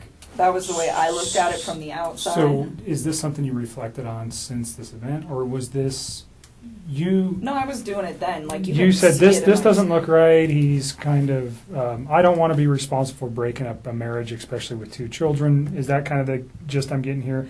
I didn't think it didn't look right. I mean, I think he was legitimately sleeping in the basement, and I didn't think that these 2 were. I mean, I think it was like, hey, we're both stuck in this house for now. We got to sell this. In the meantime, you live here, I live here. We sleep in different rooms, take care of the kids. That's just like kind of how I took that. And no, I didn't think it didn't look right. I just thought it just seemed like he had so much going on, and it was just beautiful that I was like, why don't you just try this out, you know, and see if you can fix it. And he'd always be like, well, what about us? What about us? I'm like, don't worry about us. Like, that is more important. Like, try to see if you can, like, salvage whatever it is that you have going on with your wife. And you know, I always got the impression that he was a great father to his kids, like, always. And so, you know, I was like, and be the dad that you want to be. I was like, and see if you can make it work. And he just, like, we kind of talked about it off and on for, like, a few weeks. And I was just kind of like, I don't know. Like, I think I was kind of, like, cold feeting about it after I went over his house. And so this was, like, pretty early on. And then he told me that, he went to North Carolina. And he was like, I'm going to talk to her when I'm in North Carolina and see if I can get her to do this, to, like, try to, like, rekindle the flame. Okay, so try to salvage his relationship as you've been asking him yes, to do. And then if he When decided, did he go to North Carolina? I think it was, like, the last week of July, somewhere around there. Okay. So, I mean, this was, like, a couple weeks that I was just kind of, like, trying to push him to do that. Let's pause at North Carolina, and we'll come back to that real quick. I want you to read this. If you don't understand what it means, then ask me the question. But basically what it says is you have the right not to let me look at your phone. I'm asking to look at your phone for the purposes we previously discussed, for the text messages and your phone log, and unfortunately the photos that are attached therein too. That information is only relative to this investigation. I'm not looking at anything else except for the conversations between you and Chris Watts, and the phone data between you and Chris Watts for phone calls, for times and dates for those phone calls. And then the content of the text messages that are there. And we'll write that specifically down here. Understand that. I don't want anybody to get some of those texts. Like, they have nothing to do with this case, and they're just like... Between you and Chris? Yes, they're just... So just tell me what you're... They're just kind of raunchy. Okay, like, I don't need anybody... Everybody's an adult. I don't need that posted, like, we're not going to somewhere. Post it. I don't want the newspapers to get that. That's all I want. The I just only need ones them that to we would not be get looking that. for, again, is the same kind of questions we're getting to here, is things about his children, things about Understood. his wife, the Understood. questioning of, did he ever, has he ever said something to you that might indicate, maybe not then, but now, that there was something like this in his mind? Or you know what we're looking for. I don't need to come out and tell you that. I understand the embarrassment of particular photos or potential sexual types of conversations you may have had with Chris. It's not relative to the investigation. We don't care. Okay? You're an adult. I'm an adult. Everybody in this room, even your dad, and I give it to you for saying that stuff in front of your dad, because I'm not sure many women could do that. So that's not what we're after.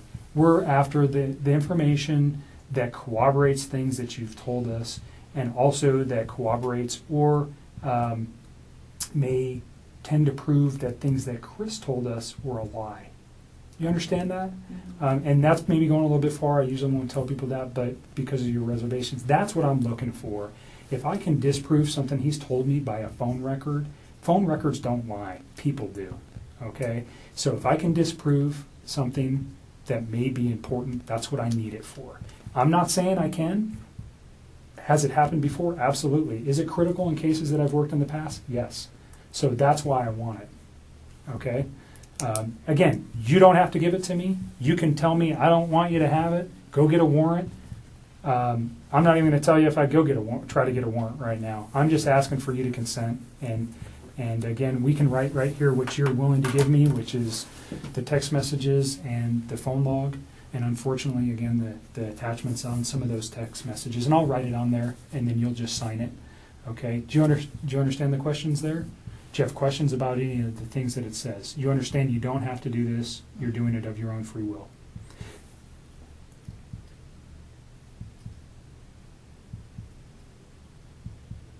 And I know you're tired, so if you want to let your dad read it too, He will. Thank you. that's a good idea. Can you fill it out before I sign it? Yep. And just you read it, and if you have any questions, then we'll put on there what we're after. I'm so hungry.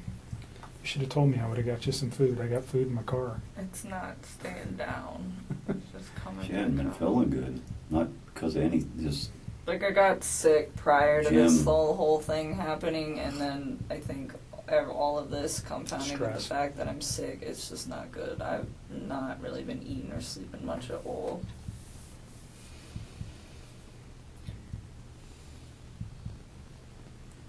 yeah. I'm with you. We definitely need to accelerate the case, because the more it takes, the less sure that they are of situations. But on the other end, I think if you do just that only, You tell me what you're willing to provide is to that, me, and we'll is write that it good on. enough? I just want, like, our text conversation, and then, I guess, our phone call records. So I'm going to put So the time and date of the phone call records, and then our text message. Could we text. get photos of him? Huh? Could we get photos of him? Off of Would you that? mind if we got his photos that he sent to you? Oh, well, they'll be in that text message thing. So all his photos were sent. There was no apps or anything else used No, that you no, guys no, were no, sending. no, It was no. all just text messages. Yeah, Okay. So it'd be an attachment to a text that he sent you. pretty much. But Everything is in the text and the phone call records, so like all of it. because we don't have it on tape, we discussed prior to turning the tape on Tuesday, which would have been the 14th of August. You had read some newspaper articles on the 13th and the 14th that regarded this case. You had also had a conversation with Chris at some point during the day on Monday. And on Tuesday, because of what you found, specifically what you said was, and I don't let me put words in your mouth, but you found out that his wife was pregnant. And yes. And you did not know that prior. And you found that out via the newspaper articles, and that caused you concern. Well, I just realized that he was lying to me, and I was like, well, if you can lie to me about this, what else are you lying to me about? And it made me realize that maybe his wife was in danger at that point, and it was day 2, too, and she still wasn't home. What did that cause you to do with your phone, though? Oh, what, when I deleted those? I was just kind of grossed out by him, to be honest with you. I was just like, I don't know what's going on right now, but you just lied to me, and I don't want to see this come over my phone anymore. So I removed it. So you already said, but you removed text messages. I deleted all of his stuff because he lied to me. I mean, that's what it was. It was the hurt that made me delete it, and then it was the lie that made me start questioning everything else he'd been telling me for the last few days. And that's when you decided to come forward. Yes. Okay. So just for context, Yes. when people delete stuff off phones, usually we go, No, hold on a no, second. no. It And wasn't that's why I malicious wanted, at right. all. It And I'm not wasn't saying it's malicious at all. He lied to me. It just hurt. Like, I had never felt like he'd ever lied to me before, and it was a big lie. I mean, Right. telling somebody that you're in the midst of a divorce and then you have a wife that has a 15-week-old baby on the way is a huge, huge thing, and I was very taken back, and it was hurt. And so at that point, I like deleted it. I had a few more quick things to say to him, and then I just got rid of him. That's literally what I did. I just cut him out of my life. It would have honestly been like a bad breakup kind of thing. Like, if none of this other stuff would have happened, that's what it would have been. That would have been the end of it. The information was not destroyed because there was anything in there that would be harmful to you or potentially to Chris at this point, but harmful to you in particular. That's not what you did it. No. You did it out of, excuse my language, this guy's an asshole, so I'm getting rid of him, and I'm getting this stuff off my phone. That was like me kicking him out of my life. Okay. And then, like I said, and then realizing that he lied, that was when I was like, okay, maybe his family is in danger and they're not coming back and they're not staying with a friend. Yeah, when did I go over there? Tuesday morning? Wednesday morning. Wednesday. I called you Wednesday morning. That's when we started discussing you guys need to get everything that it just... You can understand the importance of, Oh, no question. We were... like I said, people lie, phone records don't, and they really help specifically establish dates and times. Mhm. I think we have a very good grip on that in this case already, but there may be a time when we go, we need to know something else, and then we would have it. We don't want to lose it, and that's really what it is for us, is if we lose information that later on we go, man, I wish we would have got that. And we may never even use these. We may never even look at them. But if we have it now, then we don't worry about losing it. So I appreciate you being cooperative and giving it to us. Yeah. So the first thing I wrote was text messages between Chris Watts and attachments. Okay? So, because we're talking about the photographs, unfortunately, that cause you much disdain. And then I am going to put phone log for calls between yourself and Chris Watts. Your phone number is 720. 656 9605.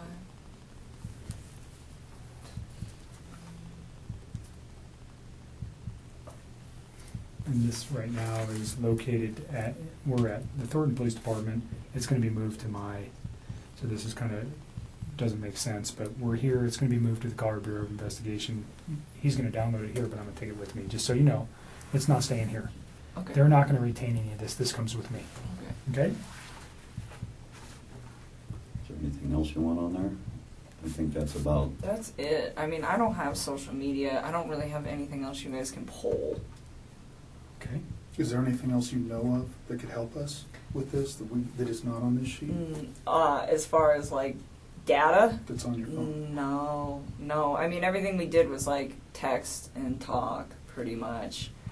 I mean, and like I said, any pictures that I had, like even if you were to restore all my regular photos, there's so many pictures in there and you wouldn't even know which ones were for him and which ones weren't. But any picture that I wanted to send to him, I sent via text. So if you guys go through the text and the attachments, you will have everything that wasn't said verbally and was done via text. But I think that's it. Like I don't have anything else.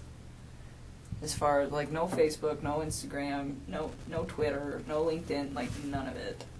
So there was never any of that kind of correspondence. So I think that should probably cover everything you guys will need. Is there any particular messages that would help me so I don't have to look at? Because whatever's on your phone, I don't know how long we're going to get back to, but let's say is there a particular date or time or message that stands out to you that would be relative to, specifically to the investigation into this case, that might assist me in understanding why something like this could have occurred? I'm still in shock that this whole thing happened. I Like can imagine. That's why I gave him the benefit of the doubt for the first day, because I was just like, no way. Like, I didn't even think about that. I mean, murder was not on the top of my mind when somebody doesn't come home for an evening, especially if they've just, like, had some sort of, like, heated conversation. It's like, okay, you guys are separating, you have a heated conversation, you leave for a night. Like, I didn't even think this guy killed his wife. I mean, that like, murder is on something on the top of my mind when I call one of my friends for 3 or 4 hours and she doesn't answer the phone. Like, that doesn't even process to me as, like, a real thing that is a possibility at that point. And so that's why I gave it a day. And then the second day I was talking to him, he was just like a hot mess, I could tell. And then with like the way he was talking to me, and then that's kind of when I cut him off and I stopped talking to him.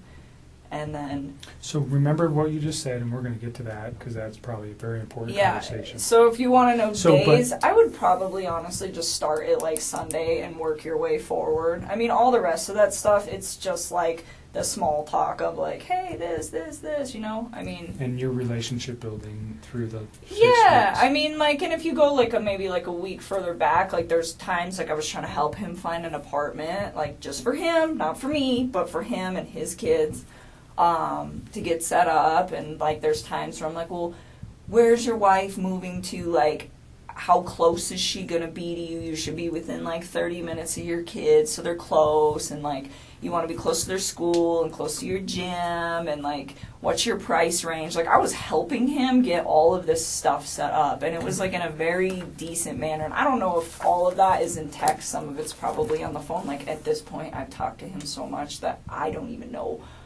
which parts are like verbalized and which parts are texted at this point. But we can figure it out. Okay. You see what I wrote? Text messages between Chris Watts and attachments. And then the phone logs for calls between your phone number and Chris Watts. Those are the two things that we'll ask to be extracted from your phone. So if you're okay with that, Why does it say as removed cell phone data? Isn't that this? that is that, and that's what he's Oh. going to remove, and then that officer is going to fill that out. Gotcha. What is the date? I don't even know what Today is the 16th.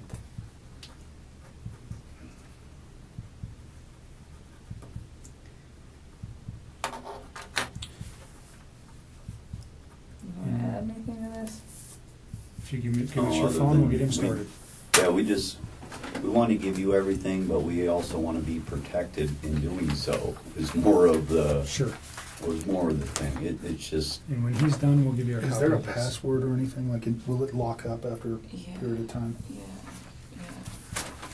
Right here. that's his notes. And, Make sure there's nothing written on the back. There's not. I checked before I read it off. Let's go back to North Carolina. Okay. He went to North Carolina, and he was trying to rehab his marriage with his wife. He Do said. you he know was- her name at this point? Yeah. Okay. Are you okay saying her name? It's Shanann. All right. And do you know the children's name? Yes, it's Bella and Celeste. Okay. She went by, they called her Cece? All right. So he went to, were they in North Carolina They were already already? there. If you want something. I don't know if my stomach would do that. Yeah, they were already out there. He just flew out there to meet up. Do you know why they were there? They're all from there. Okay, so they were there They for... were visiting her family for the most part until he got there, and then they still were mostly visiting her family. Okay. Hey, do you know how long they had been there? A while, like weeks. All right. And he flew out to join his family there. Yep. Did you know specifically where he flew to? What, airport? No, what city? No, not off the top of my head. Okay. I'm sure if I thought real hard, maybe I could think about it, but I mean, come up with it. No, I don't know. All right. So he goes there. You said it was like the last week of July? I think so. I think it was like one of the last days of July. I'm almost positive. I think it was a weekday. Okay. Yeah, he flew out there, and I thought I had like convinced him to like try to make peace with her, and I was like, if you guys work on this, like, I'm out. Because what's the point? Like, I'm not trying to be with somebody that's in another relationship, which I know that sounds silly given the whole relationship that we had in the first place, but I really was under the impression that they were separating. I mean, it was like reiterated to me so many times that that's what I thought it was. And it made sense to me too because, like, he could pretty much call me whenever he wanted. Like, I was the one that would tell him, like, hey, when your kids are awake, you need to spend time with your kids. Like, do that. And then after they go to bed, like, if you want to talk to me, you can talk to me. But it was never like this super, super restricted thing. Like, sometimes, like, right after work, if I was, like, still talking to him, I'd get kind of bummed out. And I tell him, just like, oh, it's frustrating sometimes, like, having to, like, wait. But at the same time, I was never like, this is horrible, or, it was always like, I understood why. But then once his kids were asleep, he never, like, had any... It was like he could do what he wanted. Do you know what I'm saying? Like, Sure. he was in his basement, and she's upstairs, and they're not speaking. So it kind of made sense. It wasn't like... And you guys are sneaky just at night. texting and... Or talking or whatever, Right. you know. I mean, and it was like I said, it was at certain times, but that time, and originally it wasn't, but it was me that put that time frame on there because I thought he should hang out with his kids. Those 2 times you were at his house, did you see any evidence of that? Him living in the basement? Did he ever show you that area or anything? I've seen it, yeah, I went down there and saw his little workout equipment, and there's a bed down there all set up, and the basement was all clean and organized and stuff, so, like a decent bed set up, so it made sense to me, like, hey, this is what's happening down here. So I saw it. Even though his family was in North Carolina for multiple weeks, it appeared that he was still living in the basement. Mhm. Hmm. Well, and he told me sometimes he would, like, go upstairs and sleep if like, he was home alone, because I know she'd, like, go on business trips and stuff, but he's like, I don't like that bed anyway, so he didn't really, like, sleep up there. I was like, okay. Even when it was just him. So, Okay. that was the impression that I got. I don't know what you're talking about. North Carolina. Let's go back to North Carolina. So, North Carolina. So, he still made very frequent communication with me when he was out there. And at one point, he told me that they sat down and they talked about it. And he told her that he wanted to either fix things or, like, to try to fix things. And if she didn't want to fix them, then they needed to, like, move forward with the separation and, like, actually file for a divorce at this point was the impression that I got from this, and was what he told me. And so, he said that she was, like, pretty receptive to just not trying. He was like, she seemed like she just wants me to go. He's like, when she has her mind made up, she has her mind made up, and that's what she wants. And he's like, she doesn't want to try anymore. And he's like, and neither do I really. And he was like, it's done. And he's like, and then the next day, I don't even know what days these were, sometime when he was out there, he told me, we're putting the house up for sale as soon as we get back. And I was like, whoa, that was quick. And he was like, it's her, she's ready to go. And I was like, okay. And so I left it at that. And then he got back, and I started asking him, like, what are you going to do? Because the Colorado housing market is fire, and you guys are going to sell this house, like, real fast. And I'm like, you need to start looking for a new place to live. And I'm like, where do you want to live? And I was really trying to help him out. I'm like, do you want to get a house? Do you want 3 bedrooms so you have one and each of your girls have one? I'm like, do you want to, you know, like, do an apartment? Like, what do you want? You know, where do you want to live? Because he's in Frederick, but that whole area over there is just like a bunch of small towns, and you can kind of just pick and choose. Everything's kind of, you know, and so he told me, well, I like Brighton, and I was like, okay. And then he told me he wanted a 2-bedroom apartment, and he said he wanted 1 room for him and the other room for his 2 girls. And I thought it was kind of cute. Like, I remember telling him, I was like, yeah, me and my sister had bunk beds, like, at my dad's house. And I was like, when we were little girls, and me and my sister were the same age apart as him and as his 2 daughters, you know. So I told him, I was like, they're going to love it. I was like, they might be, like, stuck in one room together. I was like, but they'll become, like, best buddies. And it was really exciting. Like, I liked helping him, and I just wanted him to, like, I don't know.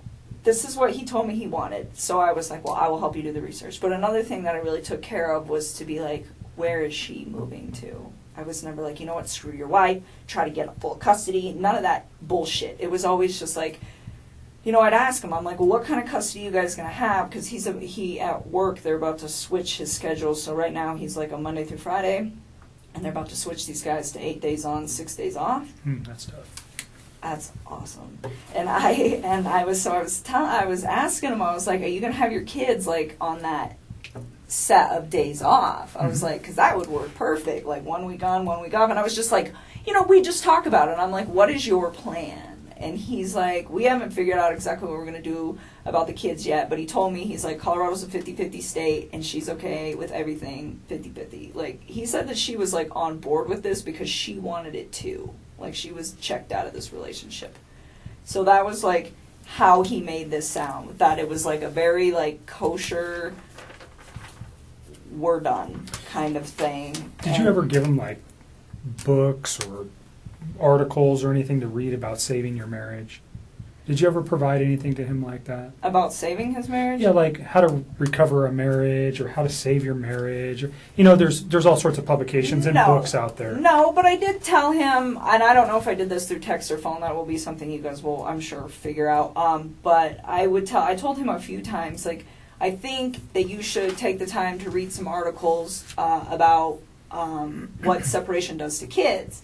You know, and I told him, I said, when my parents separated, we were literally like 3 and 5. We were almost the exact same age as these little girls. And I told him, I said, you know, I was so young when it happened that it didn't really have like a big negative effect on me because I was so small that I didn't really process it too well. I was like, but I do have cousins that their parents got divorced when they were like 10, 11, and I think that it hit them a little harder, you know, and he's like, oh, they'll be fine, you know, and I told him, I was like, even though they're small, and you think that they'll be fine, I was like, I think you guys should just read about it just so that you guys are prepared in case, you know, one of these two starts having a hard time with the fact that you guys aren't in the same house anymore, you know? And I would tell him, I was like, you know, there's pros and cons to it, like, because he was, like, getting ready to do it, and it would be like, you know, it's kind of cool having 2 Christmases, and, you know, like, your parents get to go, you know, be happy doing whatever it is they want to do with their lives, and they don't have to be in a situation that's probably not good for the kids because it's not good for those two, you know, but at the same time, it was like, just read. Like, that's what I always used to tell him. I'd always tell him to, like, I tell people to read about everything. Reading is so good for you. So he, at this time, is telling you that, yeah, I am the guy trying to save the marriage and she doesn't want it. That's what he told me. So, and then he was like, she doesn't want it, so I'm not going to do it. And then it was like, we're filing for divorce, we're selling the house, and this was like all as soon as they were coming back from North Carolina, like boom, boom, boom, boom, boom. Would you recall when he gets back from North Carolina? No, I don't even know how long he was out there. I know it was like less than 2 weeks and more than 1. Okay. I don't remember. So he comes back early August, would that be fair? Oh yeah, it was definitely like in the first 2 weeks somewhere. All right. Probably the second week of August at some point in that. I don't remember when. Does his wife come back with him at that time? Or Yeah, they all came back. They all come back at the same time? They all came back. And then, yeah, so he continues to just, you know, tell me that this is like what he wants. And so I took the time, and you will see that in the text too, where I I found this apartment. It was perfect. It was so cute. I was like, it's in your price range. It's like 6 miles from the gym. It's 23 miles from work. I'm like, you know, it's super close to Frederick. It's going to be by your kid's school. Like, this is the spot, you know, and I told him, I was like, I'll keep looking for more places. And he's like, well, there's some that I want to go see too. And he actually had me thinking that he was going to go look at these places this week. Before all okay, this. So this is fairly recent then, if we're this talking. just happened, like in the last. He's going to go couple look at apartments. He wanted me to go during, with him. When you say this week, are you saying Like this Monday this was week. the 13th? Like this week. Okay. Yeah, so I told him, I was like, well, pick out a few spots, and if you want me to come with you, I'll go look at them, but you know. You said earlier that he had never, or that the apartment wasn't for you and him. It was just for him and his children? Oh, yes. It was. You had no intentions of moving in with him? No. I have my own spot. I still have a lease there till July, and even then, like, he never asked me to move in with him. Okay. And I never tried to move in with him. I mean, I told him, I really try to take everything with this whole situation very slow. The only part that I screwed up on was the fact that he wasn't completely separated from her when him and I decided to spend time with each other. That is where I screwed up. But other than that, everything else, it was always like, you know, you build your life, I'm going to build my life, we will intertwine them, but I am not ready to, like, do this. And he respected that. And I even said that, and I don't know, that might be in the text, but said that too, where it's like, Chris, like, you need space. Like, you're just getting out of a divorce. Like, personally, I think jumping into a new relationship is a little quick. It's like, I was in a relationship earlier this year, and I think this is also a little quick. And I'm like, so why don't we take our time? And I'm like, if you guys end up doing a week on, a week off with your kids, I'm like, the week you have your kids, be with your children. And the week that you don't, I'm like, I don't even want to see you every day. I'm like, I think we should spend like a few days of that together. I'm like, because I like my space, and I think you need your space. I think you need your space to like develop your identity again and like get it back, because I think he's just been like so wrapped up in this whole thing that he's got in his own life and his life that he doesn't remember probably what it's like to like be single or have time where it's like just him. Sure. And so I was just like, like embrace that. I think it's a beautiful thing, and I really try to like take it smart with all that. And it was the same thing with his kids. I was just like, like, and we talk about things every once in a while where I'd be like, hey, if I ever meet, because like I have a lot of house plants. That's a good example. So I have a lot of house plants, and I told him, I was like, one day if I ever meet your kids, I was like, I'm going to show these girls how to like paint pottery and plants. I was like, I think they would love to see something grow that they built. I think it would be really, really cute. And like little stuff like that, but it wasn't very frequent. It wasn't, hey, we should get married, and hey, we should have babies, and hey, I want to live with you, and hey, I need to meet your children now, and let's cut the mom out. It was never like that. And there was never any conversation about, we can't do this with her around, we can't do this with the kids around. No. He never said that, you never said that. No. So the way you guys were trying to make this work was just, slowly trying to come together because of his current situation, and you, by your own account, Mine. I mean, you're just a independent person. It sounds like pretty much, yeah. And but through text message or through conversation, he never said, "Hey, this isn't going to be financially able. I'm not going to be financially able to do this," or "This isn't a good thing. I got these kids." None of those conversations ever came up. No. I mean, he told me like he had a budget restriction. So for his apartment, and I'm pretty sure this is in the text, and this will probably be in the last couple weeks, he told me $1,100 to $1,400 when I was asking him. Like, because I told him I'd help him do homework. I was like, you do some homework, I'll do some homework. We'll knock this out, because if you guys are for real putting the house up, you got to figure it out. And so that was his budget. And I remember asking him, I was like, you sure you don't want to just get like a house? And he's like, I never thought about a house. I'm like, yeah, you can rent houses, man. Like, it's a thing. And he's just like, I don't know if I can afford that. I was like, okay. And I knew that those two had been through some financial trouble. I definitely found out a lot more about that situation in the newspaper recently. Okay, so prior to the newspaper, how did you know he was in financial difficulty? Because when I went to that house, everything in there is very, very, very, very nice. It looks like it all comes with a very expensive price tag. And I didn't say anything to him about it, but I could kind of tell then where I was like just looking at everything like, how do you guys afford this? And then he has that car. I don't even know how much that car costs, but I bet it's what car is that Lexus. I'm sure that thing costs like $80,000, but just like money, like everything just looked like it costs a lot of money in that house. You probably have a decent idea of how much money he makes. Yeah, and it's not enough money to pay for all that, not even close. Did you have any idea of what Shanann did for a living or how much money she might have made? I mean, I had an idea. I would consider her like a sales rep. I don't know how else to describe that.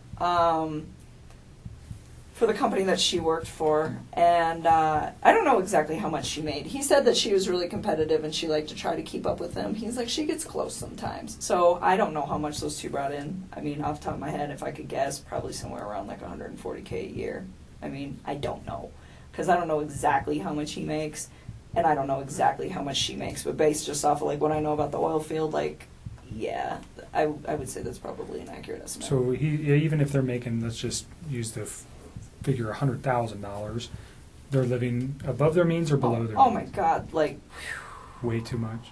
Way. Did he ever discuss with you any of those issues? I mean, a little. I mean, I didn't know about the bankruptcy or any of that till I read on the newspaper about that. But I think he was really frustrated with the situation. He told me, he's like, I feel like my paycheck goes in my bank account and I just watch it go like this. He's like, but it doesn't have to. He's like, she makes it like that.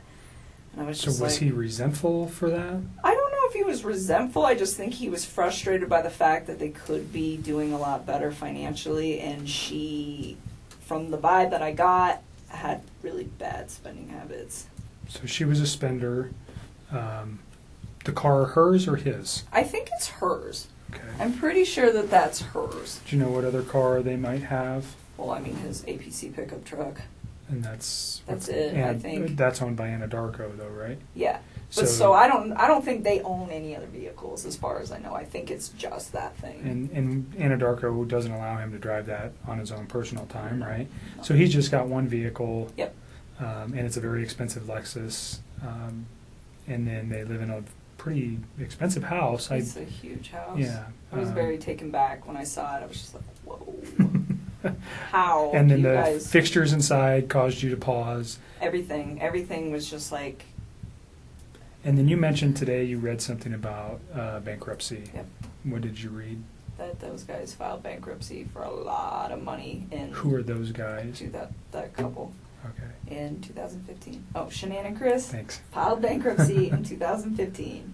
Okay. And you said for a lot of money. Do you recall the amount? No, because it was different in each of the newspapers, and I don't know which one to believe. Okay. So, hundreds of thousands of dollars. So, yeah, I didn't know that. Let's go just back to him and the financial. He tells you he has a concern enough to at least express something to you that he's frustrated with the way she spends, or he's upset with working so hard and never having any money, and she's kind of the responsibility. She's the responsible party for spending most of the money. I pretty much got that vibe. I mean, he just told me, he's like, we're house broke all the time. I was just like, that's unfortunate. And I asked him, I was like, do you have 401k? And he was like, yeah. And I mean, the reason I ask him this is because if I get in a relationship with somebody, I want to know, like, what kind of baggage that they have. I think that's important if I walk into a situation where I'm like, hey, I have good credit and I have all these things that I've been building, and you don't have your stuff together, like, what are we going to do with this? And it's important for your long-term You're smart. thing. So I'm preparing. And so I just asked him, I was like, well, do you have 401k? And he's like, yeah, I do have that. And then I asked him, I was like, I didn't ask him, like, how much debt they had or anything, but I just said, is your lifestyle sustainable? And he was like, no. And I was like, how long do you think that's going to take? He's like, I don't know, but it's not sustainable. Where did his girls go to school?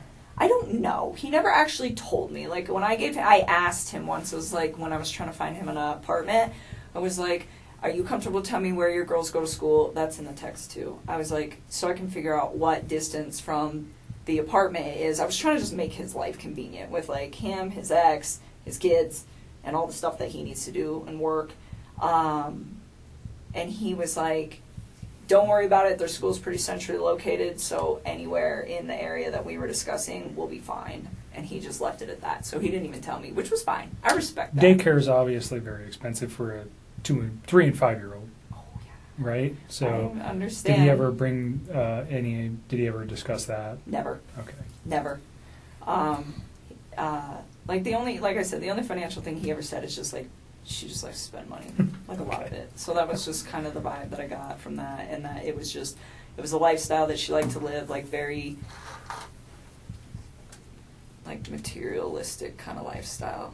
Wanted to Like, it project was- a certain image. Yes, all the time. And he said that was why they got that house too. It's like she wants everybody to think that we live a certain way and that we can, like, sustain all this stuff. And he's like, and we can't. And I told him, I said, when you're in those situations, why don't you, I'm like, do you like voice your concern about this? And he told me, he's like, when I try to talk to her, he's like, she's really bossy and she usually shuts me out. And he's like, when she does that, he's like, I just let it go. And I was just like, all right. I mean, I don't try to, like, interfere with how those two interact.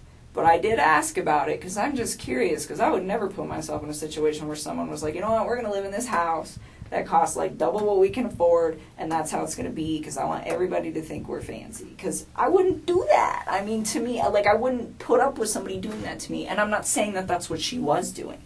I mean, for all I know, he could have been completely lying about this. He could be the one spending all the money. Sure. You know? This is just what he told you.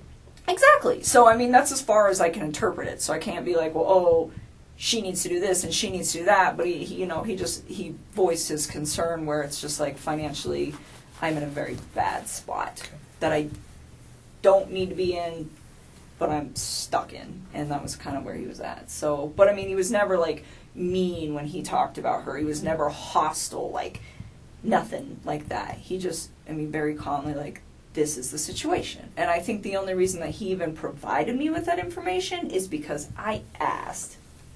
Okay. You said something about her being controlling or Bossy. bossy That's what he said. Bossy. in like all aspects of their life, or what? Do you know exactly what he meant by that? How that affected him? I think he was just saying when he voices his opinion, it's not heard. Is the gist of that, which I thought, from what it sounded like from their separation, from them trying to separate, that was a big deal for him, where he was saying that the reason that they don't really get along anymore is because he feels like he's not heard. He says that he comes home from work and he tries to talk to her and she'll just be like, 1 minute, I'm on the phone. Or she'll like scroll through social media and she like doesn't acknowledge him.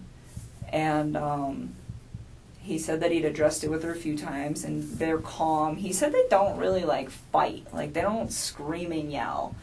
And he said he'd addressed it with her a few times and he said it just fell on deaf ears. He's like, she just seems like she's not interested anymore. And I think it made him sad because, I mean, he was like all about his kids and he seemed like he was trying to be all about her, but it just wasn't reciprocated. And I think at that point he was just like,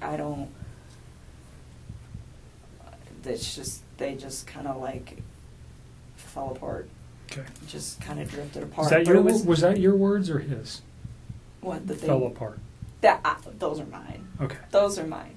He just said that they didn't communicate very well, and it wasn't in a aggressive way. Communicate. It was just the fact that they didn't communicate at all. They didn't talk. Yeah, they had children, and was there ever mention that he was trying to resolve or save his marriage for the children's sake? A lot of people talk about that. Did he talk about that?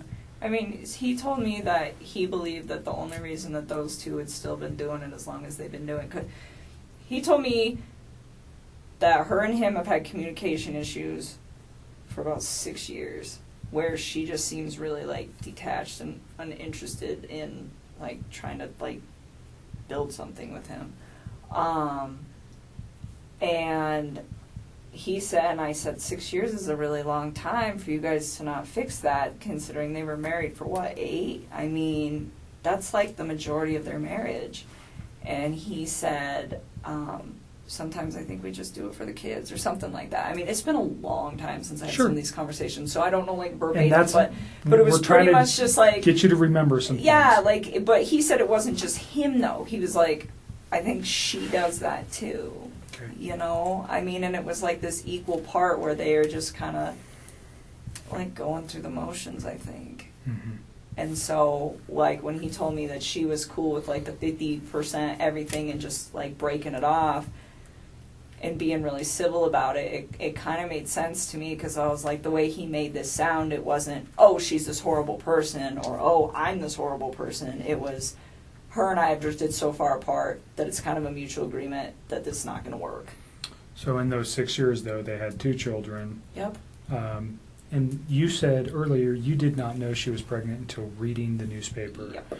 So that never came up in any conversation. There was no indications that was going on.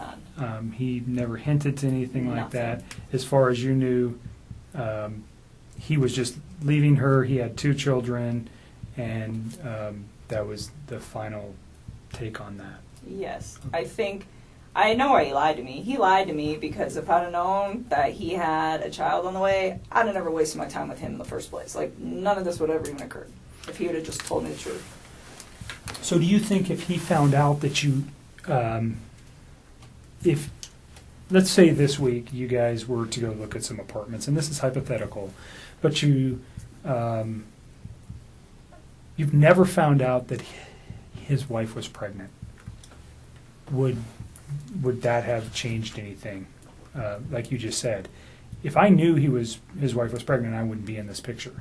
So if his wife was not pregnant, and forgive me, but if he takes her out of the picture, you're never going to know that she was pregnant, right?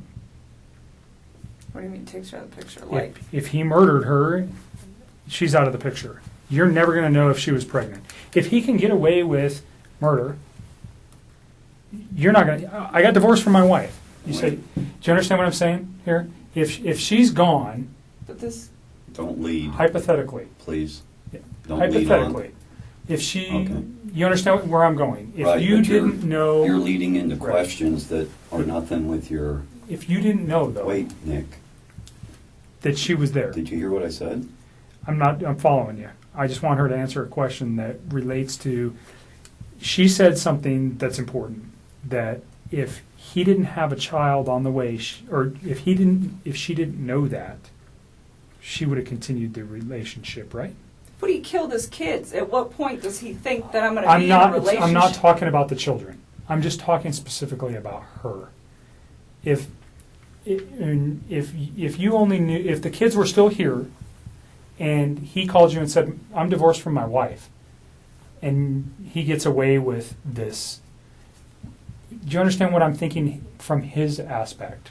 I still wouldn't do it. I still wouldn't do it because I'd be like, where did she go? Okay. Because I'm under the impression that she's a really good mom. Like, he never bashed her momming skills. Like, no, I wouldn't, no. Okay. No. And that, you see where I'm trying to take that? Yes. So you guys never had a conversation about the child, period. I didn't know Okay. at all. All right. And by your words, if you did know, you would have ended the relationship. Well, because it wouldn't have made sense to me that he's like, I'm getting separated. Oh, by the way, I have a baby on the way. It's like, That's 15 weeks. You are a liar. You're just trying to sleep with me.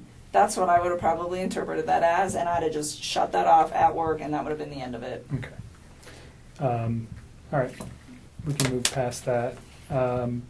The week that he comes back from North Carolina, you don't remember, somewhere in the first couple weeks of August. Yeah, I think it was the second week, but I don't remember off the top of my head. So we'll just use August as a time frame. Is that fair? Because you know he left in July and he comes back in August. How many times do you think you see him? I saw him a few times. I saw him this past Saturday. I saw him the Wednesday before that. And he wanted to see me more. I was the one who wanted my space. I was like, nope, your kids are home. Go hang out with your kids. And even on Wednesday, I cut it short. Like, he came and hang out with me for a few hours, and then I was like, go chill with your kids. Okay. I was always like, Do really you respectful know of their specifically where you guys went? Did you meet at your house? Did you guys go to any restaurants? Did you go to establishments? Where'd you go? Last Wednesday, he came to my house, and this past Saturday, we went to, what's the name of that bar that we used to go to? It's not the same, the Lazy Dog, but it's the one off of 144th and I-25. I think it's 144th, up there. And it's the Lazy Dog? Yes. Did he ever mention a Rockies game that night? No, I don't think so. But the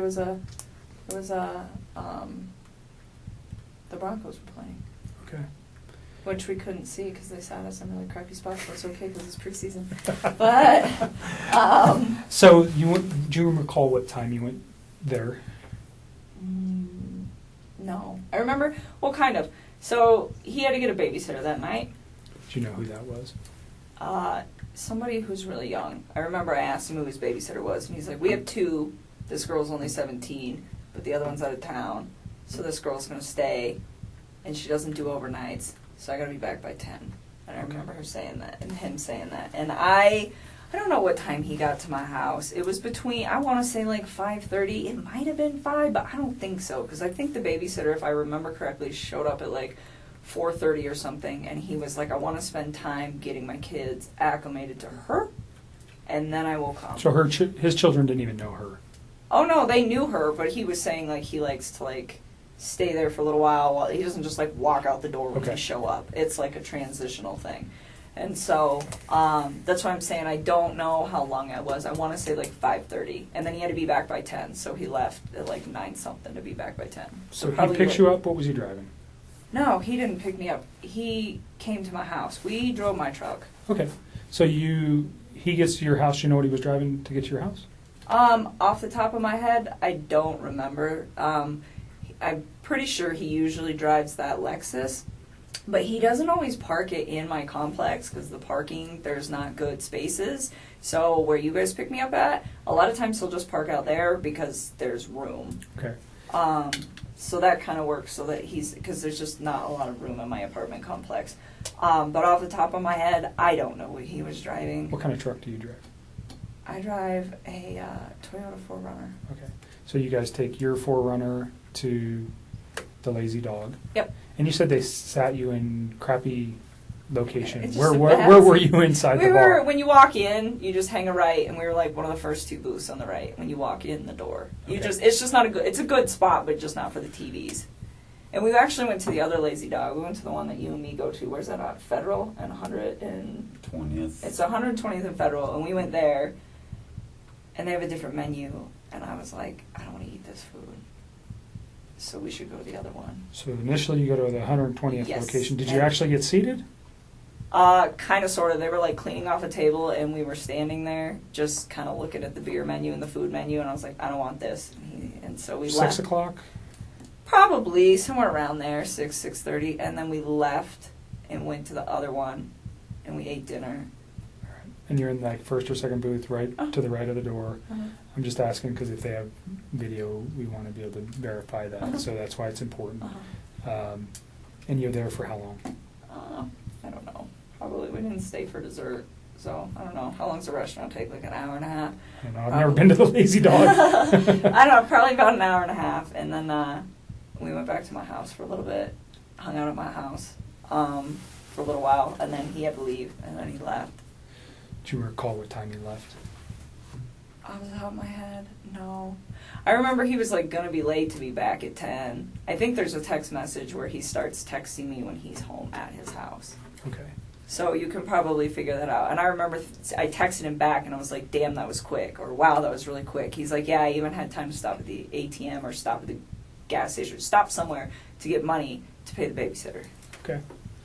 And I was just like thinking like, well, that was really fast. But I think he was still like a little late coming back, but nothing too drastic. So he probably left my house like somewhere around 9:30ish. All right. And you know, he goes straight home. He texts you. Well, I was already home. Right. No, he texts you. He goes straight home from your house, and he texts you that he's home. Mm-hmm. So that should be in your text message. It should be. I'm pretty positive that was not a phone call. I'm almost positive that was a text. Sometimes I get them flip-flop, or I don't remember, but That's sometimes okay. I know. I'm pretty sure that one was a text. Saturday, during your dinner, what kind of conversation did you guys have? I don't even remember. Oh, so he's been trying to like eat a little healthier than he normally does, and he's always like been in the working out since I knew him, and he like tries to eat clean, but he was trying to like step it up a little bit, and nothing like the people who do like the competitions and the shows that are all super restrictive. I mean, it's nothing like that. It's just like day-to-day general maintenance, but it's how I eat, and it's pretty healthy. And he's been losing a lot of weight. He lost, I want to say like 13 pounds in the time that we were hanging out. And honestly, when you start eating a little bit cleaner and you start working out a little bit harder, the first couple months, especially for a man, because they lose weight faster, it's not something that's like that drastic to me, but it did stand out that it was like a little much. And so I was like, whoa, like maybe you're not eating enough macronutrients, so let me look at them. So he had been working on his MyFitnessPal app and like programming like all the stuff he eats, and I just started going through them, and I was like trying to figure out like where his ratios were, and we actually spent a lot of time doing that because he'd asked me to do it for him, because I just was at the point where I was like, if his weight loss slows down in a few weeks, he'll be fine, and if it doesn't, then his macros are a little off. It's not like that big of a deal like in the workout community. This is like a very normal thing. But Did you have any other outside concerns, like potential drug use, alcohol use, any of that stuff that led you to go, oh, he's lost an extreme amount of weight in such a short period of time? No, and I wouldn't call it extreme. It was just like, it was a lot. But I mean, when I first started working out, I dropped like 12 pounds in 2 weeks when I first started like hitting it hard with the diet. So the fact that he lost like that much weight, it wasn't, like I said, it was not a surprising amount. I just didn't want it to be like a sustained amount. But no, I didn't think anything weird of it, just because of like how interknitted I am with the like workout community, and I know like this is possible. But it just, the thing that concerned me about it, I guess, and it wasn't even concerned, but the thing that like kind of red lighted me like, hey, this might be carrying on, is the fact that his macros were like pretty dialed in. Like I had wrote them and he like didn't stay exactly on them, but his calorie intake was about where it needed to be, my experience anyways, for like what he was trying to achieve. And so I don't know, he didn't seem to have a problem with it. He liked where he was at with all of that. So that was your main conversation Saturday? That was like a big chunk while we were there, is like us actually going through, because I was like going through each item like, why are your ratios off? You know where his kids or wife were that night? On Saturday? Yeah, his kid. Well, you know his kids are with the babysitter. Do you know where his wife is? She's in Arizona. Okay. How do you know that? Because he told me. Okay. Do you know what she's doing there? I think she's on a business trip. He didn't even tell me right away. He actually told me, I think, like on Saturday or something. It might have been like Friday or something. I honestly don't remember. I just remember I was like really surprised where he's like, hey, like, I'm going to try to get a babysitter if you want to hang out or something like that. And I was like, why do you need a babysitter? Like, your wife's home. He's like, no, she's out of town. I was like, oh. Okay. Is there much conversation regarding that, her on being on a trip, or the children on during those conversations? Not really. I just asked him what time she was coming home on Sunday, and he just said really late. Okay. And that was it. I mean, there's nothing really to talk about with that. Okay. So your conversation's mainly health related. Mm-hmm. You guys return to your house, and then he goes home, and then you talk to him for a few hours on Sunday. Did I? Are you asking me, or are you I'm telling me? asking you. Oh, I was like, I don't even know. Someday, honestly, so, wait a minute. That was Saturday. We're talking about Saturday. We're not talking about Sunday, right? Things we were talking about is, as we mentioned yesterday, just knocking out the polygraph. Yeah. Why don't we do that today? Okay. Why don't we do that now? Okay. Get that out of the way when you're done. This is Tammy. Did you meet Tammy yesterday? No, this okay. is the only one. This is Tammy. Hi, Chris. How are you? All right. So then when we're done, we'll figure out our game plan that I was talking about today. Okay. Does your dad have availability to use the car if you're going to be here for like an hour or more? Can you drive? Oh, he can drive. Okay. Yeah. Okay. And I'll go explain to him everything that's going on. Okay. He will know where to go, but. Oh, okay. Well, I can. The house, he knows how to get to the house, but if Okay. it's not ready, he can't go in there. But. Okay. Does he know how to use GPS on his phone? Yeah, but he wouldn't know, like, where else to go besides my house. Oh, that's true. That's just, I can tell him if he gets to go to my friend's house, if Okay. I'm not sure, like, if I'd be here for an hour or like 4 hours. You want me to just go talk to him and let him know when the house is going to be ready and all that, and when he can go? Because he can go grab a bite to eat or something, right? Oh yeah, like if everything should be open by now around here. So Okay, yeah. I'm sure Well, he's been flying since like 5 o'clock East Coast time, so. Okay, why don't we knock this out? Okay. I think it's the best thing to do to move past all of this. And then I'll go talk to your dad. He'll have the keys. Everything will be good. Okay. Yeah. You have his number, so you can call him when you're done. There's like no signal in this place, so. As bad as that. That's why I couldn't talk to you earlier. Like, yeah, it was. Between him and me, we'll figure out how to communicate best and get him where he needs to go. Okay. Yeah. I've been getting text messages from like a lot of news places. Okay. I don't know really, like. I think that's part of maybe what we game plan today. I mean, not just here, like everywhere. Today show, or I don't like know what to do with that. Well, I think that you certainly can do whatever you need to or want to do. But I think that after we knock this out, we get back to the team and we make a plan. Okay, so I've been getting different like advice, like as far as like her mom says, like if it's a kidnapping, then she said not to talk to anybody. Yeah. So like I'm like torn of what to do. Well, Her mom told you not to talk? Yeah, her mom's saying, because she was advised by someone, like police or a detective there, that like if he talks to the media, it might.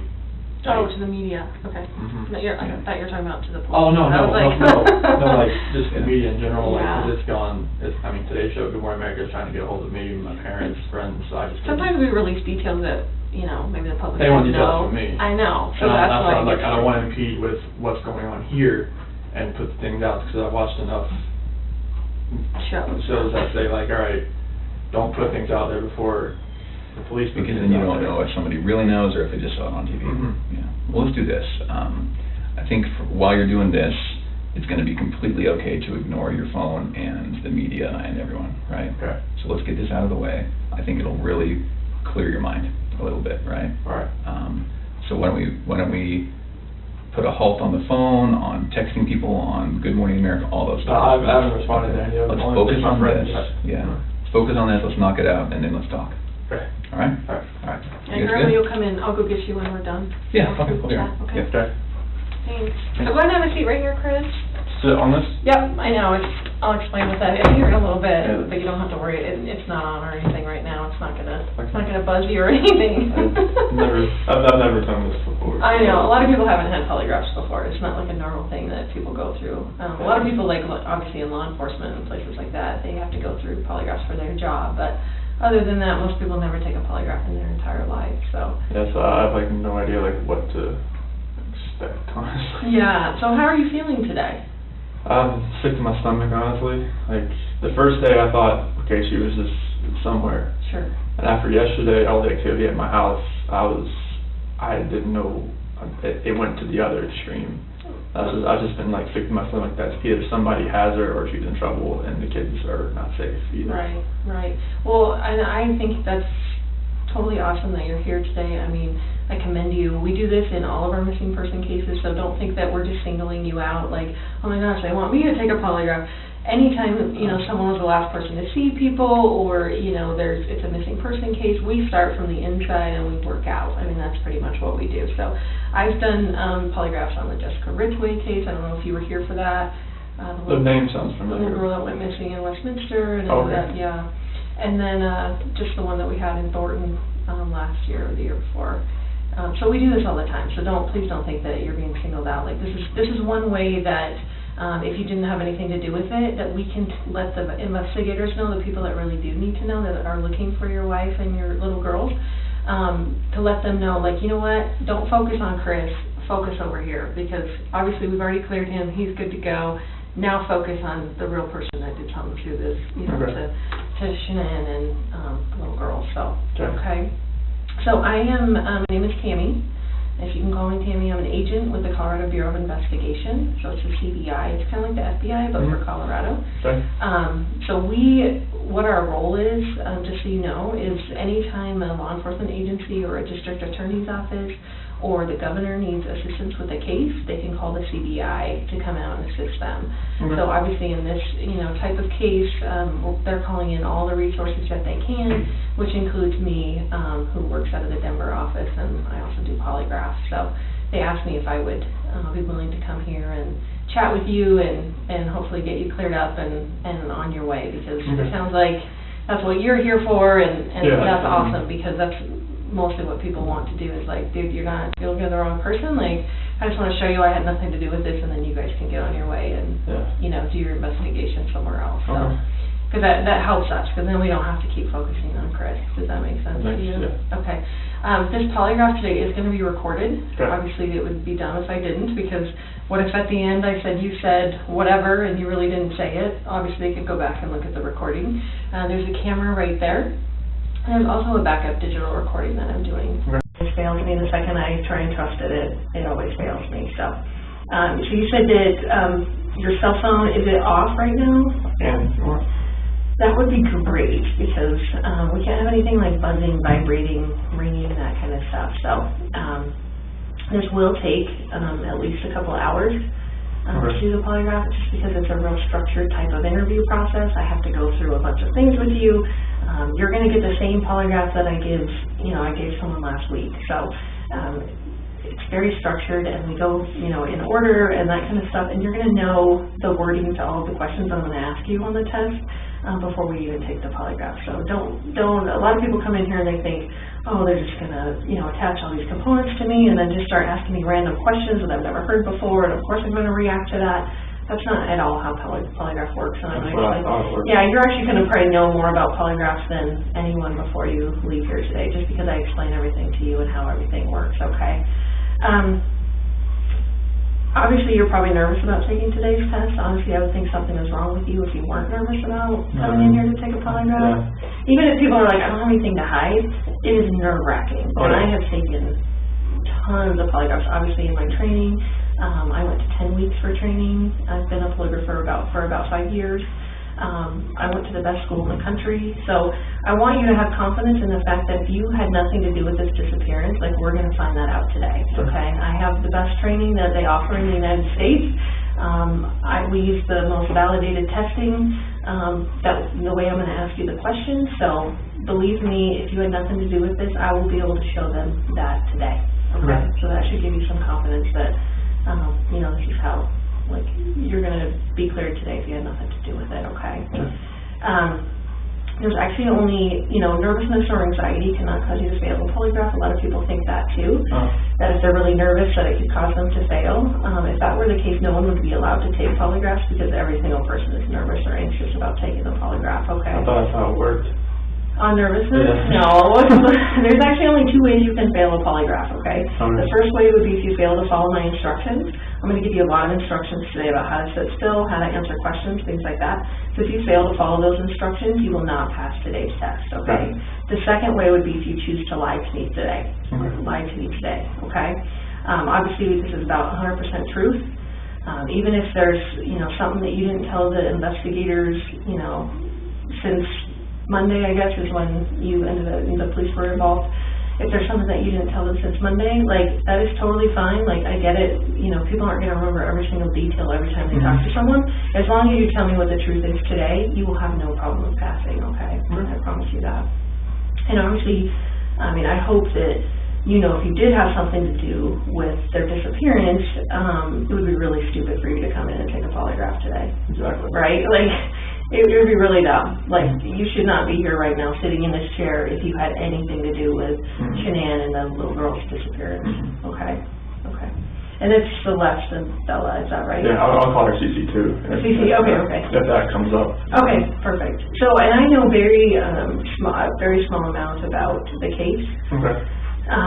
Just because I want to know less about the case, because I want you to be able to tell me about the case. I don't want to have some preconceived notions about the case, and that's why I don't want you to assume that I already know details because you told Detective so-and-so, that kind of stuff. I want you to be able to tell me like you were telling someone for the very first time about what happened when we get into actually talking about what happened, okay? Obviously, Chris, you're not under arrest. I have no plans on arresting you. At any point today, if you decide you want to leave, the door is right there. It locks us in here.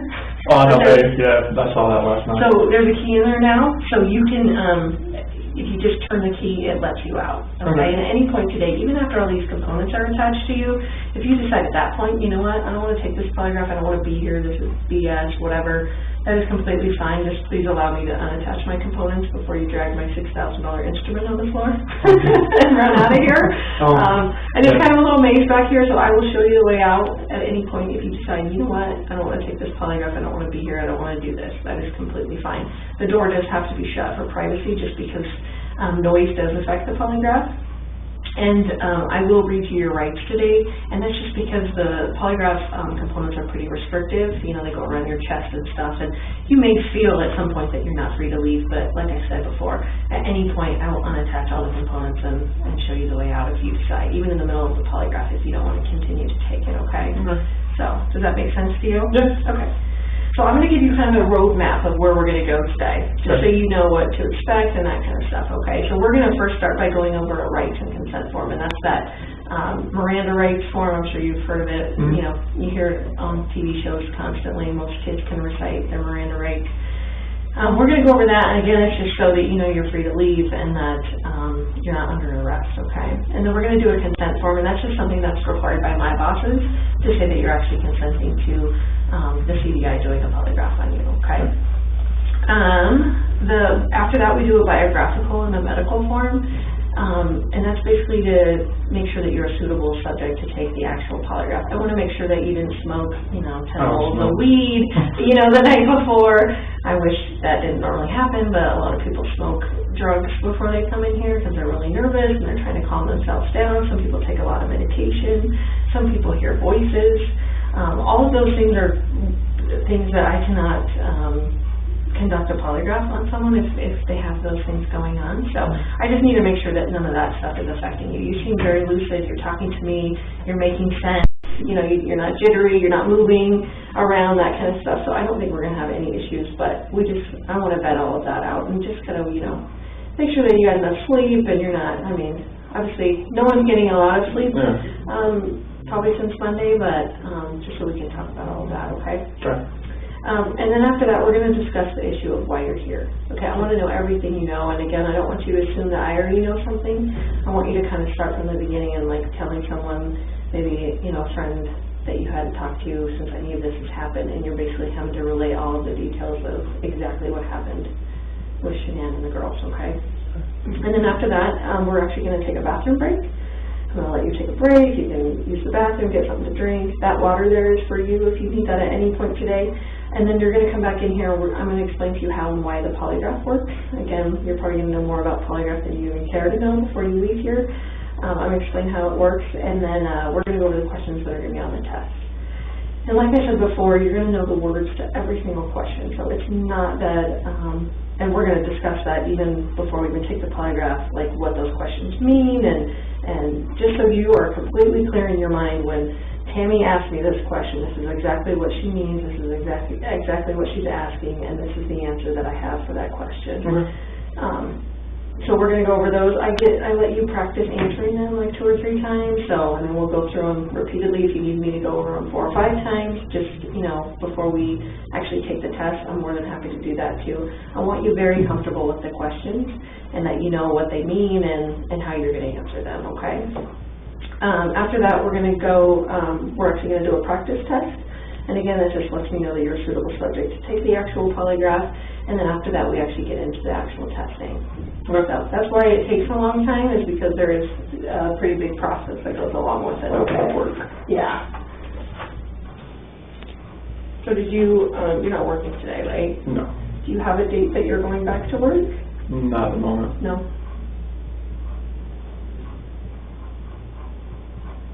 How long have you worked for Anadarko? January 2015. So, about 3.5 years, almost. yeah. Do you like it there? Oh, yeah. Yeah, I worked for Covenant Testing Technologies before that. And what is that? That's a contract company for oil and gas. Oh, okay. Before that, I worked for Ford for 11 years as a technician. Oh, my goodness. So does that translate into No, well, darker stuff? it's mechanical. I mean, like, I like to fix things, and when I moved out here, I worked at Longmont Ford. Okay. And I moved up pretty fast there, but I hit that kind of plateau that kind of just I couldn't go, got stagnant. And I was having this carpal tunnel syndrome, both my hands, and it was bad. Like, I was doing this all day, it was bad. Yeah. So, you still have that? I don't even know. Can you get rid of carpal tunnel? Oh, it was just the onset of it. It wasn't full on, I need to have surgery type thing, but now it's so much better. It doesn't have the pain. There's a lot of mechanical things you do in oil and gas, but it's not as repetitive as the car industry is. So are you, and excuse my language, are you a worker bee or are you a boss guy? A little bit of both. Okay. You have to get your hands dirty too? Oh yeah. Oh yeah? Yeah, I'm a field coordinator right now for the area. I have 6 route operators and 2 rover operators. Okay. So that's what I'm kind of just over them right now, and we game plan, we look on the computer on our well summary screen and kind of go from there to see what kind of problems we might have throughout the day. Sure. And just all right, this is what we need to do. You go here, there. Okay. Got everybody's doing kind of middle part of the day, and everybody needs help, and try to get everybody checked out by 3:30 or something like that. Oh, that's nice. But don't you go to work for your... Yeah, we start for your 6:30, somewhere around there, so. That's super early. Oh, yeah, you have to get there early. You just never know what could happen, so. That's true. That is true. So do you have an ID on you, Chris, that I could see? So I have The biographical form has some, like, driver's license numbers and that kind of stuff, so I'll just keep this just for a second till I do the other form. Are you named after anyone? No. No? My middle name, just my dad's middle name, but other than that, no. Okay.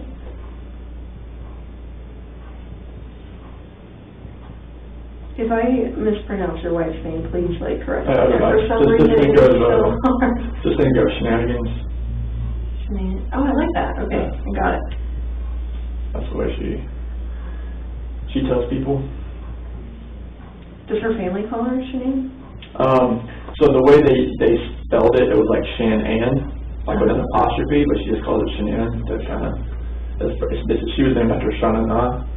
Oh my That gosh. makes, Okay. okay, so, Is it B-E-L-L-A? for Bella, yes. Okay, And Celeste is C-E-L-E-S-T-E. perfect. All with the same last name? Yes. Right, okay. So, Chris, this is that advisement and rights form. This just says that Agent Tammy Lee says, I'm an agent with the Colorado Bureau of Investigation, and I wish to talk to you about, obviously, the disappearance of Shanann, sorry, Bella, and Celeste Watts, okay? You have the right to remain silent. Anything you say can and will be used against you in a court of law. You have the right to talk to a lawyer and to have him present with you while you're being questioned. If you cannot afford to hire a lawyer, one will be appointed to represent you before any questioning if you wish. You can decide at any time to exercise these rights and not answer any questions or make any statements. Do you understand each of those rights that I read to you, Chris? So I'll just have you write a yes when we get to that. And then having those rights in mind, do you wish to talk to me now and obviously go through with the polygraph? Okay, perfect. So what I want you to do is go ahead and answer both of those as yeses, if you still agree with that, and then sign and date that signature line if you would.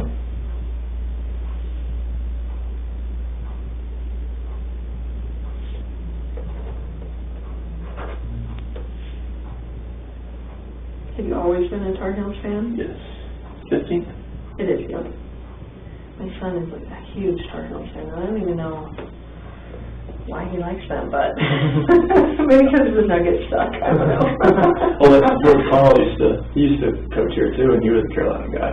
Oh, he was? Yeah. I didn't know that. Yeah. Do you go to any, like, do the Nuggets play Carolina? North Carolina? Oh, no, North Carolina is at the college. Oh, college. Oh my gosh, I'm sorry. Sorry. You're right. Yeah. Okay. I'm getting all my teams mixed up. You're right. Did you go to college then? No, I wish I did. You That was wish? nice. Yeah. Well, where did you go to college? I went to NASCAR Tech in North Carolina as well. NASCAR is the name of it? Man, it was a mechanical school. Oh, really? Yeah. Very cool. It focused on regular automotive and then the NASCAR portion as well. Oh, very cool. Did I you went to- learn a lot of stuff? Oh yeah. Is that like kind of elite mechanical school scope? It was part of the Universal Technical Institute. Like it was part of their program, plus the NASCAR part. Plus I went to the Ford, the FAC program there as well. So Wow, that's awesome.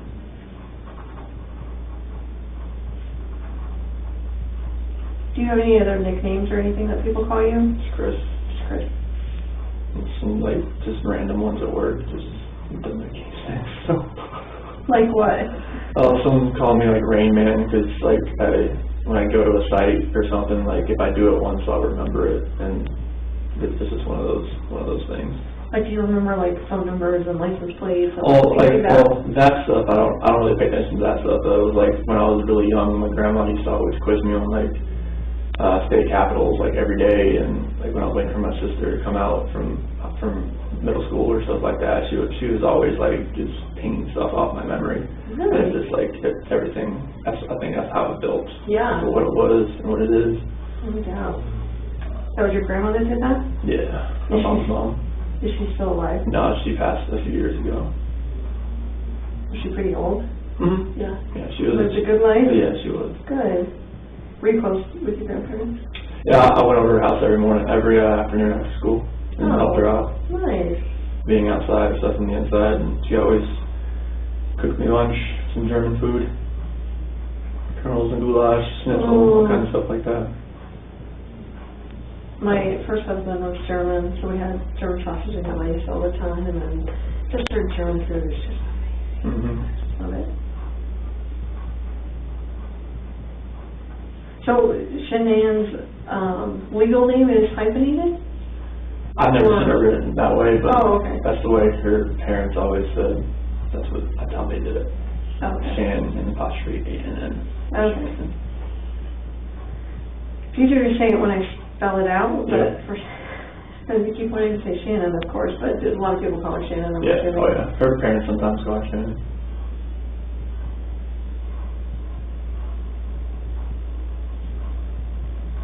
Have you talked to her parents at all? Mm-hmm. Yeah, are they being pretty decent and good? Are they coming here? I'm not sure yet. Who, like, are My you- dad's here. Your dad's here. Is there any Yeah. other family members of yours coming? Not right now. No. Just my dad came out and just for support. He just got here this morning. That's nice. What a nice dude. Mm-hmm.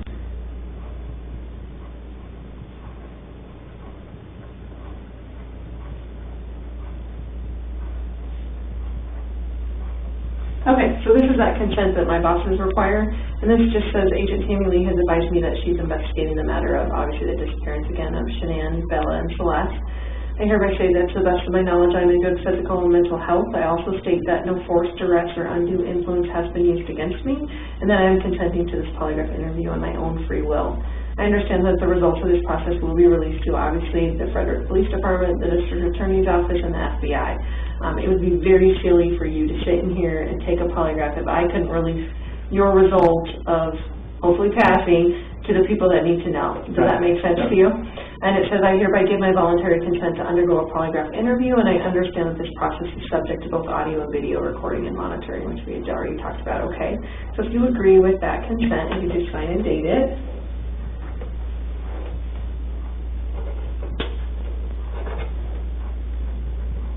So where did you stay last night? 'Cause I know that. Nick and Amanda's house. Nick and Amanda there. How do you know them? So, Amanda used to be a director at Primrose School where Bella and Cece go, but then she transferred to another place, and Shanann was getting her own Thrive, and that's how they met. So Amanda's transferred to another Primrose? Yeah. Okay. So like, Shanann couldn't like talk to them about Thrive, the direct sales business, like while they're at, like they weren't allowed to like talk like, you know, outside, like if their child goes there, I don't know, something about the school rules or something like that. So when she left, she talked to her about Thrive and got her on Thrive, and then me and Nick started running together here and there, and that's how we met. So is she like a, what do they call them, a downline from Shanann? Yes. Okay, so she's like one of the sellers that. Yeah, like, recruited or whatever? yeah. Okay. And I don't even understand Thrive, I'll be honest with you. Like, I'm even a chick, and I don't understand what all of that Thrive stuff is. It's vitamins and minerals, and it's all plant-based, non-GMO stuff. It's really healthy for you. Yeah. Do you do it? Yeah. Oh, you do? Mm-hmm. Okay. Yeah, I was 245 pounds when I started. No way. Yep. How long ago was that? 2016. Wow. I've been doing it for a while. Oh my gosh. So, I think the only thing I know about Thrive is like patches or something. Is that what that is? Well, it's 3 steps. You have like vitamins. You have 2 capsules you take when you wake up, 2 pills. Okay. And then you take a shake with water and throw on a patch. Do you have a patch on right now? No, I don't. Oh, I want to see what a patch looks like. It's just like a little square piece that just kind of goes on your skin, and it's like, absorbs, like it opens like up your pores a little bit, and the vitamins kind of absorb like through your skin, like time release throughout the day. Like, can you tell you feel better when you have the patch on? Mm-hmm. Really? Yeah. Crazy. How much are patches? Just the patches themselves. Or are you supposed to do this in combination with all the other The stuff? 3 steps. Okay. That's what I call it, the 3 steps. But like, I feel like you could sell it. I feel like you know enough about it, you could sell it. She has me on the as I signed up underneath her. Oh, okay. So like, you know, I'm part of her team. Oh, okay. But she kind of runs that part of it because she knows like I'm not the type of seller. I'm not a seller. Yeah. I don't like. You're not a salesman. Yeah, like I would like say too much. She says about the product. Instead of, like sometimes it's not so great because of this, or. Yeah, it's like I would just give out like too much information about the product instead of just having like them call her. Do you sell it to any of the people that you work with? There's one person that I work with that uses it. Who is that? Troy. Troy? Yeah, he I works. think I've heard that name, Troy McCoy or something. That's a funny name. Yeah, we call him the real McCoy. The real McCoy. Everyone's like, his parents like actually named him Troy McCoy. Super cute. So he works for you, is that right? Or Works with me. He's the other field coordinator. Oh, okay. He's got a lot more experience than I do. He worked in Kansas before he came here. Kind of showed you the ropes. Yeah, he showed me a lot of all different things, and I picked up a few things that he didn't know, and just kind of like, we worked together pretty well. Nice. Is this the correct address for you? Yeah, it actually is. Yeah.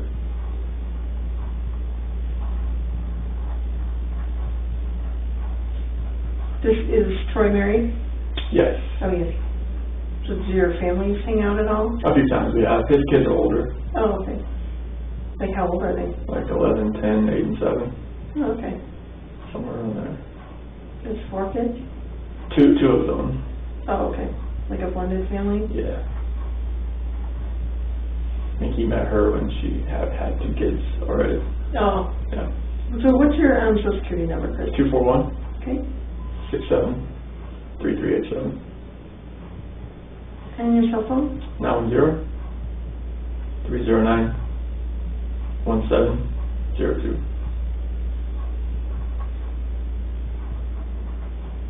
And how, what's your date of birth? 5/16/85. How old does that make you today? 33. And where were you born at? In Fayetteville, North Carolina. How do you spell Fayetteville? FAYETTEVILLE. Do you say Fayetteville? Mhm. Okay. And this says you're 225. Is that correct? 180. Okay. Is that a lie on here?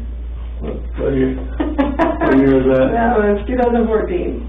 No, I was 225 then. Oh, okay. Yeah, I gained some more weight. What do you think made you gain weight then? Celeste, pregnancy.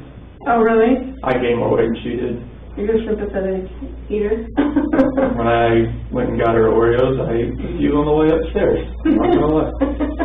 That happened a lot. Now, can you do the Thrive stuff when you're pregnant? Is that safe for that? Yeah. Yeah, because it's all natural or Yeah. whatever? There's different variants of the patches that she can't use because like some of it's for weight loss. Oh, you don't want to lose weight while you're pregnant, right? That was not- Or it's more like for fat loss, and that's like, they recommend not using that type of patch. Okay. So as far as growing up goes, and I'm actually done with that, so you can put that away, thank you so much. Who all live in your family? Who did you live with? My mom and dad, and my Okay. sister. And your sister? Yeah. So just 2 kids? Yes. Okay, and what's your sister's name? Jamie. Have you, is Jamie coming, or have you talked to Jamie? I'll or- talk to Jamie and her husband. Yeah. Yeah. How old is Jamie?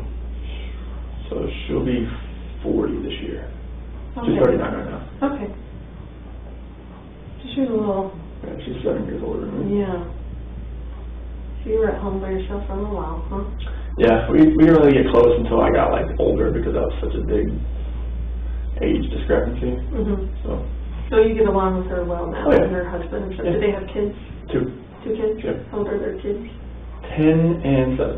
10 and 7. Do you get to see them very often, or? I just saw them like when I was in North Carolina. Oh, you did? Yep. Nice. When were you in North Carolina?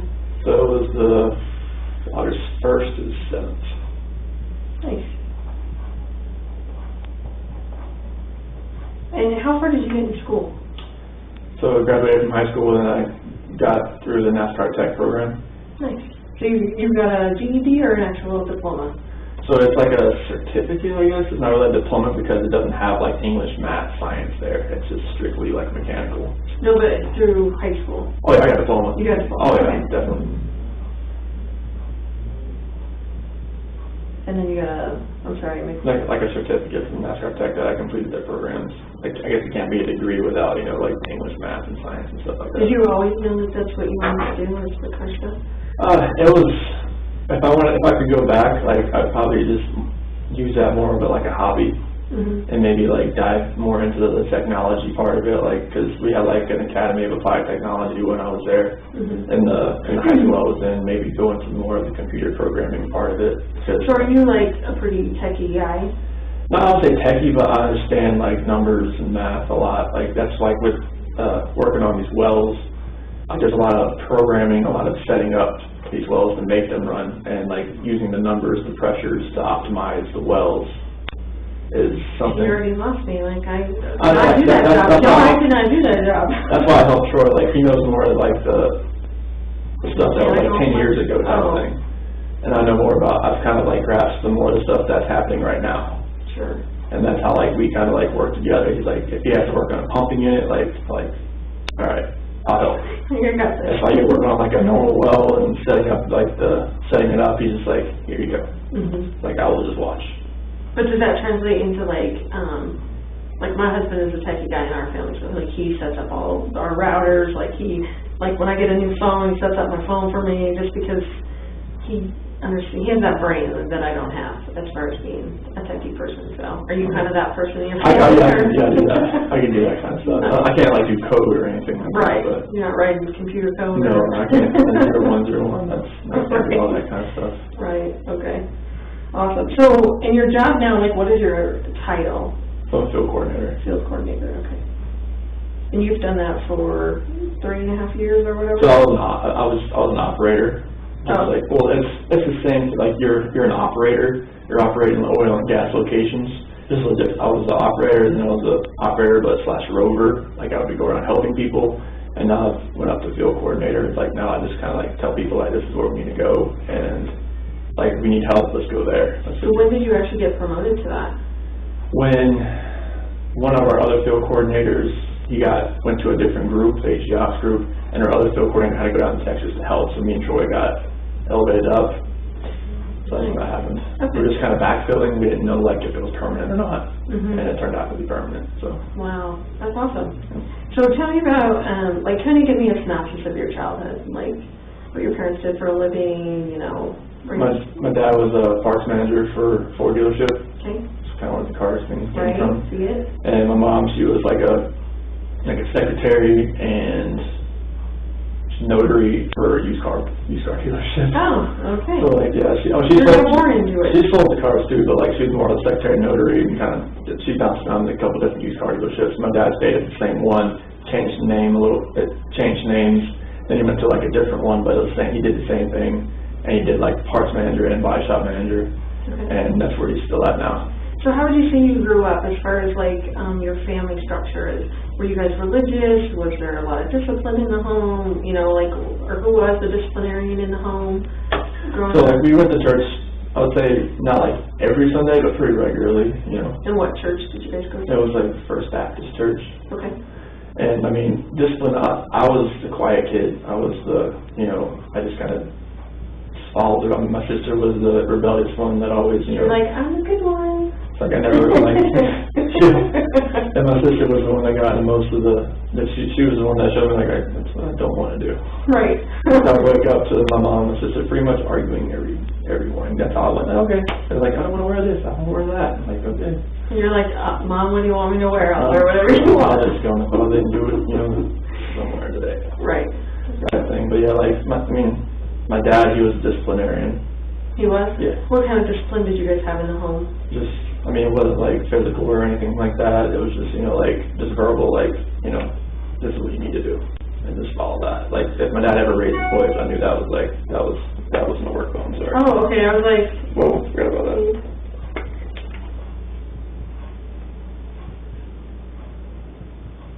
I'm doing kind of now. I'm not in the middle of the test.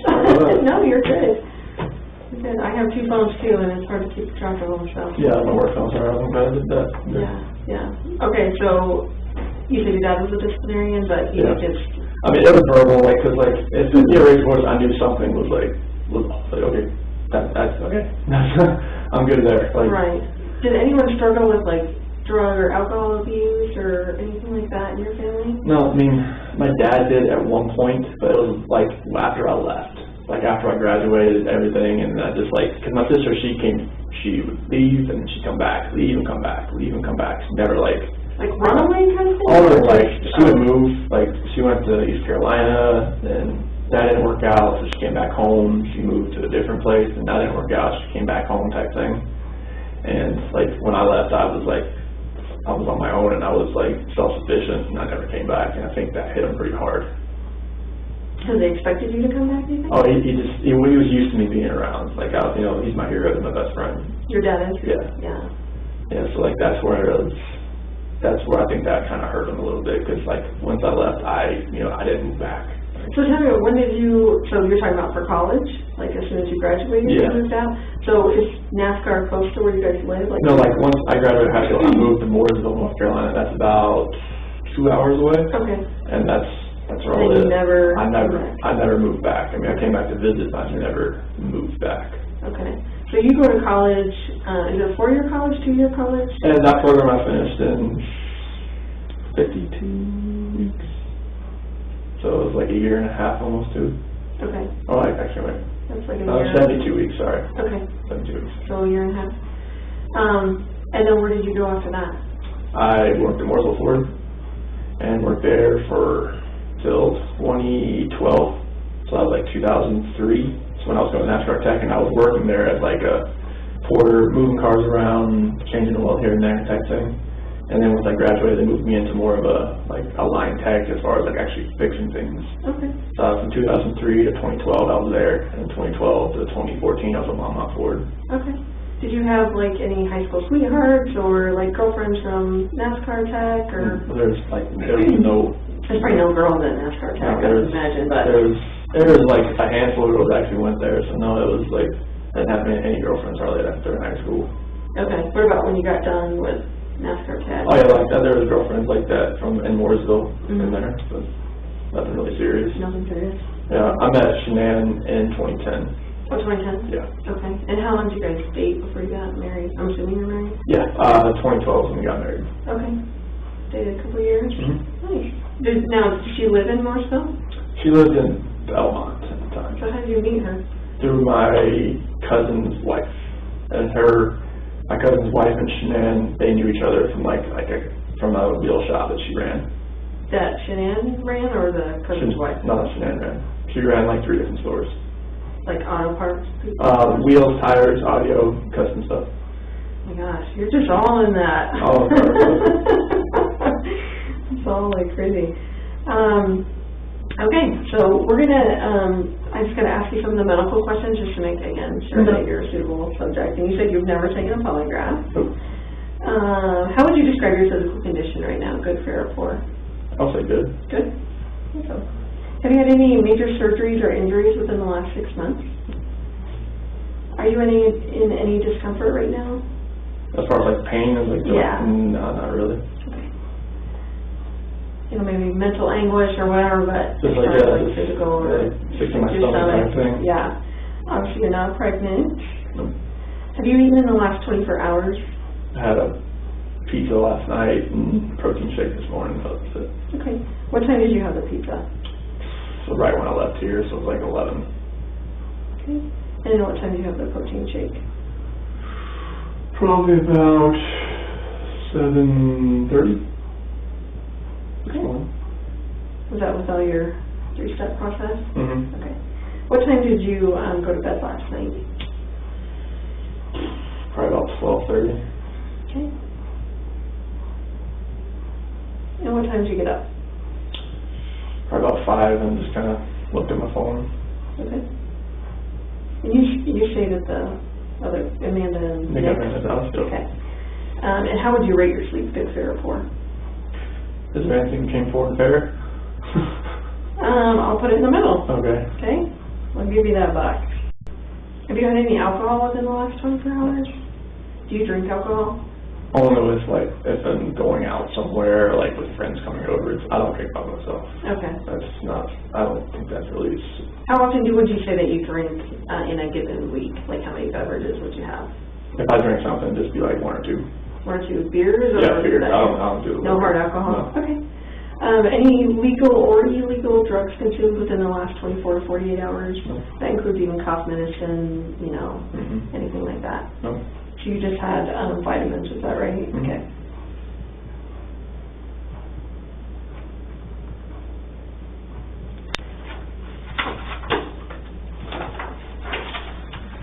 Alright.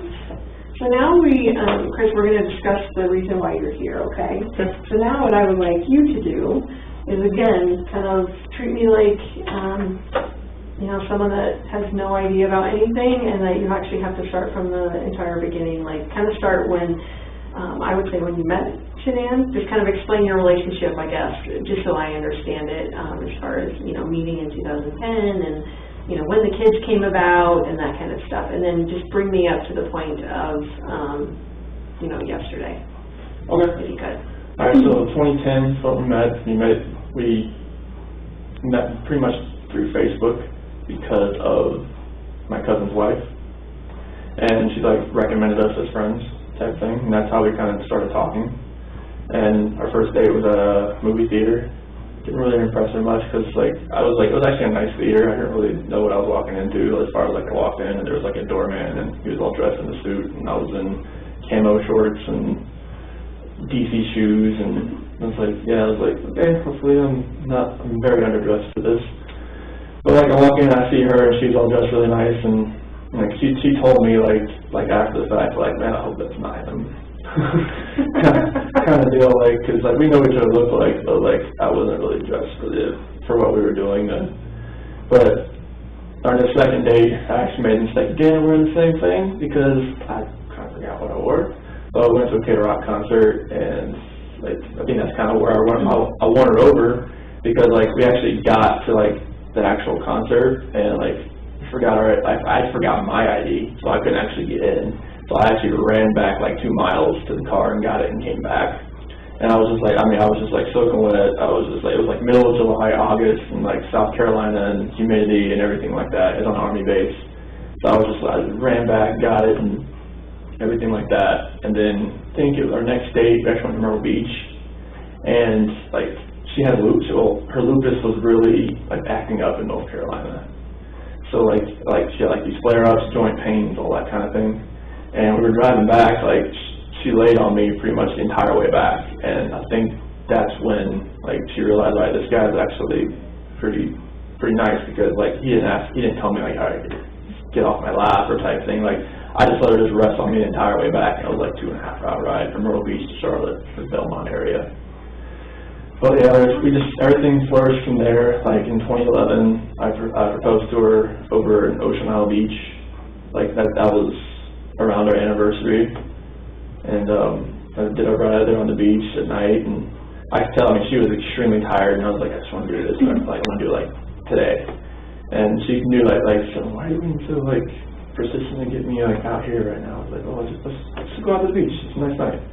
Proposed her on the beach, said yes, and everybody was ecstatic and everything. And she's very organized. She's like OCD about like organization, putting things like you saw like the pantry. Everything was just like named in a container all the way down. Like it's very easy for, if you just came into our house, you would know what stuff was. You would know like where everything was. It would be easy. So like everything was just, she was planning the wedding. Everything was great. And then 2012. We were here, but she was planning the wedding from here. But everybody was back in North Carolina. Mm-hmm. So it was I guess you call it a destination wedding if you want, because we had to fly back for that. But we got married in, it's like this DoubleTree Hilton hotel that was there. It was like in the court. It was in November, and it was underneath one of those big tents and everything. It was beautiful, and it was amazing. And we went to Myrtle Beach for the honeymoon. And then 2013, December 17th, that's when Bella was born. Like we've been trying for a while, and nothing was happening as far as getting pregnant or whatnot. And she said, so since we're not getting pregnant, since it's not happening, like I'm gonna buy a supercharger for your car. Like, okay. And then it turned out that weekend we conceived Bella. Oh no. The week she bought me a supercharger for my car. So it was Did you take that back? I'd already put it on. And it was actually like a special order, like part that was sitting in a dealership. Okay. Stuff like that. So like it was ironic that it happened that, you know, like bought a supercharger for my car, and then that weekend conceived Bella. And then Bella was just a gift. I mean, she didn't think she could get pregnant because of the lupus and everything like that. Like the doctor said, it could happen, it might not, but it happened, and it was a blessing in disguise right there. It's like, oh my goodness, this happened, you know. So like, did she have normal pregnancy? It's like was Bella's normal? Bella's was she had shoulder dystocia when she was born. So like her shoulder was. She was turned. Oh, just turned. Yeah, where like they had it like push her out. But she had a vaginal birth? Oh yeah, all that was. Cord wasn't around her neck Nope. or anything No. like that? No. Okay. Nothing like that. So Bella was born December 17, 2013, and she was a gift. So just go along with Bella, and then and Cece was born July 17, 2015, and we had this whole little thing staged up with Bella in the crib and a little eviction notice. Like she was there, and it worked out pretty well because she was just standing there crying, like, you know, like, I don't want this type of thing, you know. I saw one of those that went like viral on Facebook, so that's weird. It would be yours. Yeah, and she was just sitting there crying with a little eviction notice, and she recorded it. It was an amazing day just to see that. And then Celeste,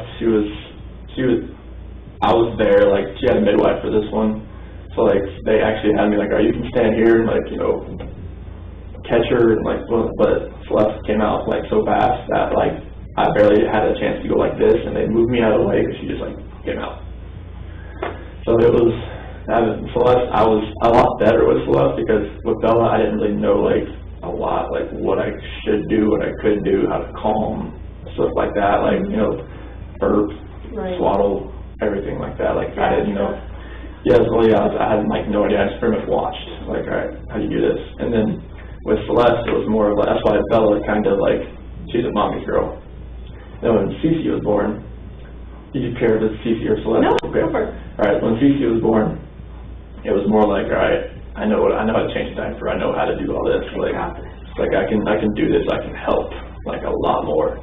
That's why Cece is more of a daddy's girl now. Like whenever she gets in trouble, it's just like she said, Daddy. And Shanann gets mad because like, all right, don't cuddle her. For when she gets in trouble, like she's in trouble. Leave her alone. Like she just bit Bella, you know. She just like hit Bella. Like don't coddle her. That's where I'm going to coddle her. So it's like having them both around is just like absolutely amazing. They're like two peas in a pod. Like Celeste is more of the rambunctious, just like all out. She either goes or she's sleeping type thing. So she's always getting in trouble, always like trying to find something to climb, jump off of. Like, is that like you or is that like Shanann?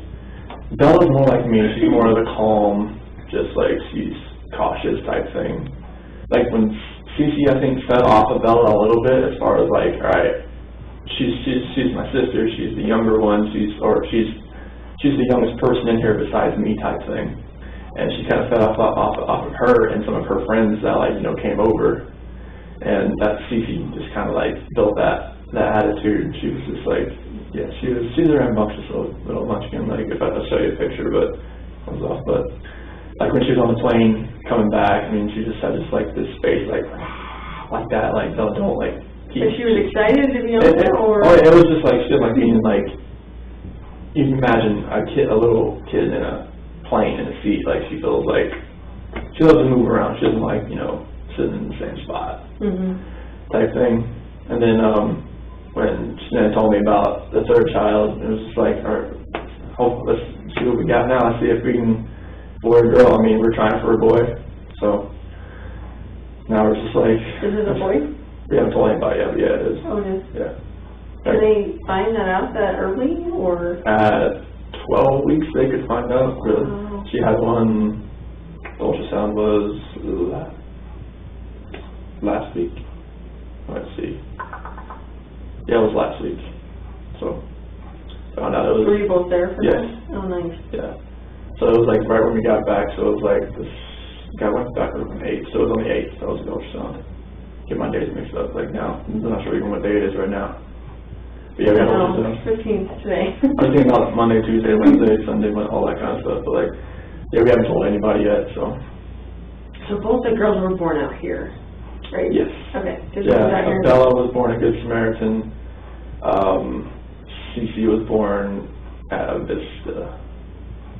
Did Shanann go through any like postpartum or anything like that with either of them? No. No?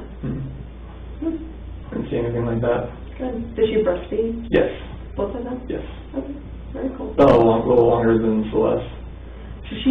So Bella was how old when she got pregnant with Celeste? So they're about 19 months apart. Okay, so like 10 months old? Yeah. Oh my goodness. Yeah, I know.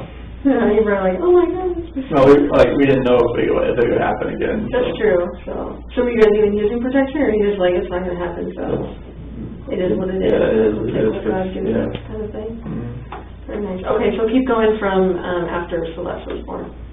So after Celeste was born, I mean, we kind of thought, we kind of see how 2 kids went. They're just like rambunctious, they're sister love, and now they're 4 and 3. Bella will be 5 in December.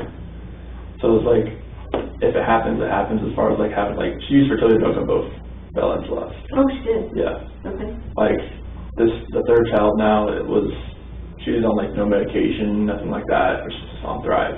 Like she's healthy. She feels healthier now. Mm-hmm. And then like with the Thrive, she really thinks that we only tried like twice, and it happened. Oh, So she really thinks that it was more of like being a healthier person. sometimes just having the stress off, like, have my kids, so this is just a bonus. If, Oh yeah, work like that. on too, Yeah, like, that could definitely like.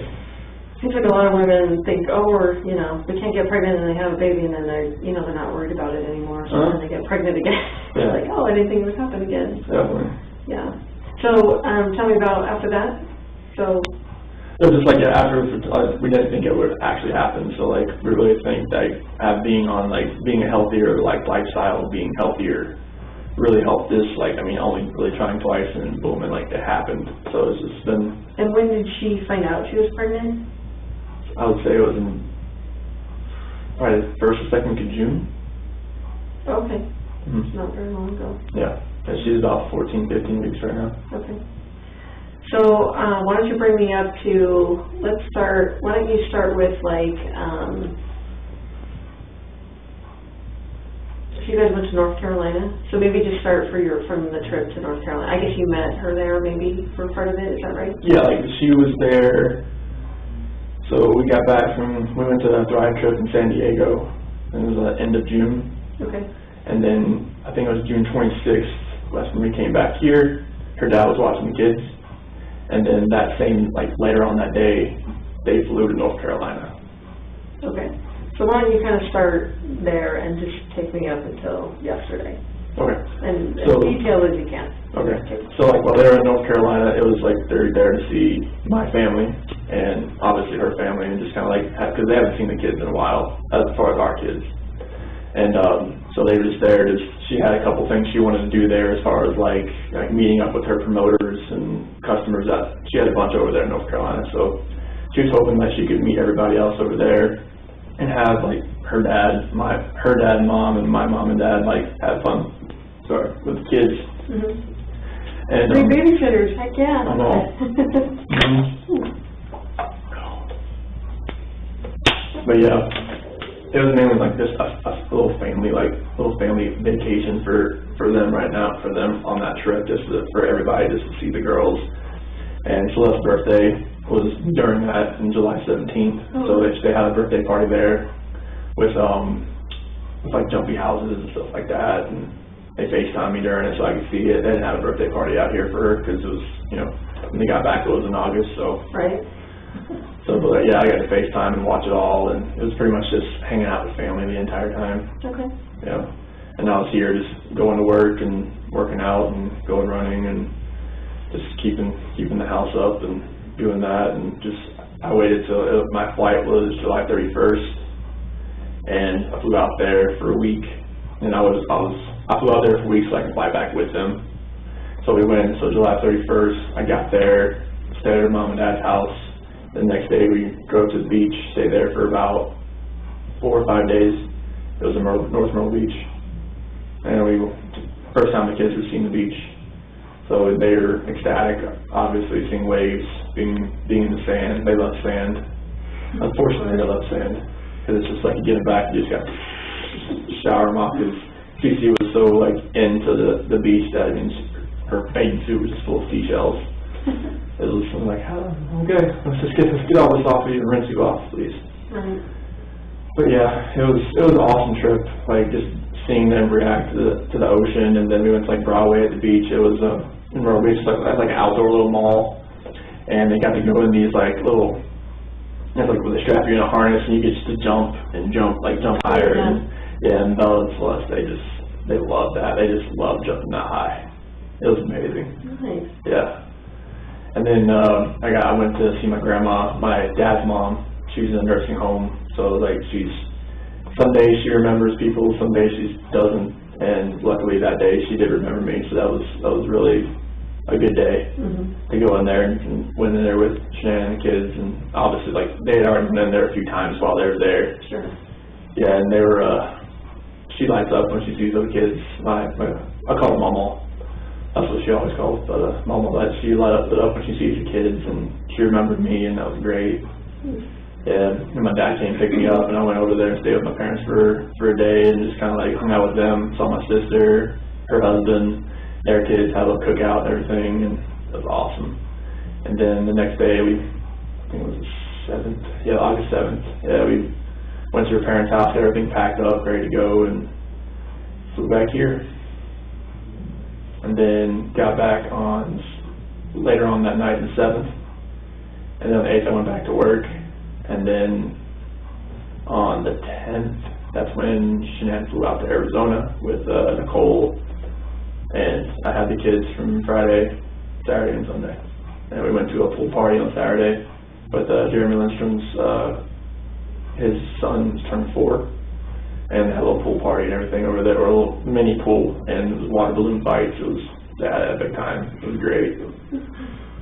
It was awesome. That was awesome. It was just seeing their faces and seeing how much they didn't really play with water balloons that much at all. So she would come over. She put one right in my pocket and just smacked it while I wasn't looking. She's a little trickster. So that was funny. And drove home, got back home, ate, and it was a really awesome day. Okay. What happened after that? So that was on Sunday. That was on that Sunday. So got the kids back, got them all showered up, got them to bed, and just pretty much waited around for hear from Shanann, because she was flying back that night, and her plane got delayed because there was a lot of dust storms in Arizona, and there was some other weather around that was delaying flights getting in there, and they didn't have a crew. That's why it was delayed. So her flight was supposed to get in about 11, but it didn't actually get in until about 2. So it was about you want to just go into this now? Yeah. Okay, cool. So about 2 o'clock, she came into bed. At about 1:48, my doorbell picked up that she came in, but at 2 a.m., that's when she came into bed. And about 4 o'clock that morning, so my alarm went off, so that's when I usually get up, get ready for work and whatnot. So I get up, get dressed, brush my teeth, deodorant, all that kind of good stuff. I don't know if to take a shower because I work out in the oil field, but I'll take a shower when I get home, type thing. And she told me before she got in that I want to wake up, when you get up, just take a shower, get the airport off me, type thing. So I woke her up about after I got ready and everything, and then we had a talk about selling the house and about separation and stuff like that. It was an emotional conversation. Obviously, we were both crying, and after we talked, she said she was going to take the kids to a friend's house, and that she'd be back later on that day. So it's okay, that's fine. So I went downstairs and packed my lunch and filled my water jug and got my computer and everything and loaded my truck up, and I went to work. And then once I got to work, started working, and about 7:40 or so, I sent a text her hey, I hadn't heard from her. I was okay, I didn't know where she was going. I didn't know what friend's house she was taking them to, or what friends she was going to with the kids. So I was hey, text me, let me know where you went, where you took the kids. And I didn't hear from her. It's normal for her not to respond to me, because when she has her direct sale with people, she'll get back to them first, because that's what she does. So for her not to respond back to me, that's happened plenty of times before. So continue working, and I noticed it's about noon, she hasn't got back to me hey, call me. I'll call her once before that too. And then about 12:10, that's when I got a doorbell alarm on my phone saying someone was at the front door, and that was Nicole. And so I called her, And I was like, hey, what's going on? She's like, I haven't heard from Shanann like all day, no texts, no calls. And I'm like, all right, this is kind of strange. So like Nicole's out the front door and she's like, okay, her car's here. I can see her shoes, like, because we have this little rectangular long window next to the door. And she could see her shoes right there and whatnot. She's like, all right, something's going on. So like, she called me. She was like, all right, like, I can't get a hold of her. Something's going on. And that's when I came home. That's when I left to come home. So Nicole called me. She's like, all right, there's gonna be a police officer here when you get here. I'm like, okay. Like, they couldn't get in because the latch on the top door that's what we kind of put over just to make sure, like, you know, like if the kids try to go out the front door, they can because that's there. But the keypad on the outside on the garage door doesn't work. So like they had to wait until I got there. I got the garage door opener, I hit it, we went inside the house, and I mean, car's there, car seats are there, purse is still there, the phone's on the couch, like her wedding ring's sitting on the nightstand. And it's like there's like no sign of Bella, Celeste, or anywhere. And it's like the police officer, I forget what the police officer's name was, but he was there, and he was just, once we found the phone, powered it up, and all the text messages like came through as far as like, everybody was reaching out to her and everything, like, hey, what's going on? Like, are you okay? Everything good? And there's just like, there's nothing there. Like, it was just like, it was a ghost town. And everything that was there just didn't make sense as far as like why, like, what happened. So we started like reaching out to a bunch of people, like any of your friends that, like, anybody that had reached out already that, you know, like had a car seat or like had a kid in general, and nobody had heard from her. Nobody had a clue. Like her mom hadn't reached out to her, my parents, I mean, nothing was there. And the officer, Baumhofer, detective, I'm not sure if you know the people that are involved. Yeah, I can't remember how to say it. Oh yeah, I think Detective Baumhofer, he came, and they were all like, you know, taking questions from me, Nicole, her son Nick, that was there, and then went over to, they talked to my neighbor, because he has a camera facing, like, he picks up a few different angles and whatnot, and watched his video surveillance, didn't see anything as far as her leaving at all. So they're just like, all right, like where, like how this happened, like there's no like video of her like leaving the front at all. So we didn't know, we were just at a loss for words, like, all right, where is she? Like, she witnessed leave everything here. Like, even the kid's medicine was still there. And I was just like, all right, she needs that. So the only thing that was gone was really the kids' blankets. Like, everything they slept with, like, you know, Celeste has like this big New York Yankees blanket and a little dinosaur and like a little dog that makes noises and a turtle and something. It's a whole package. And Bella has two blankets, but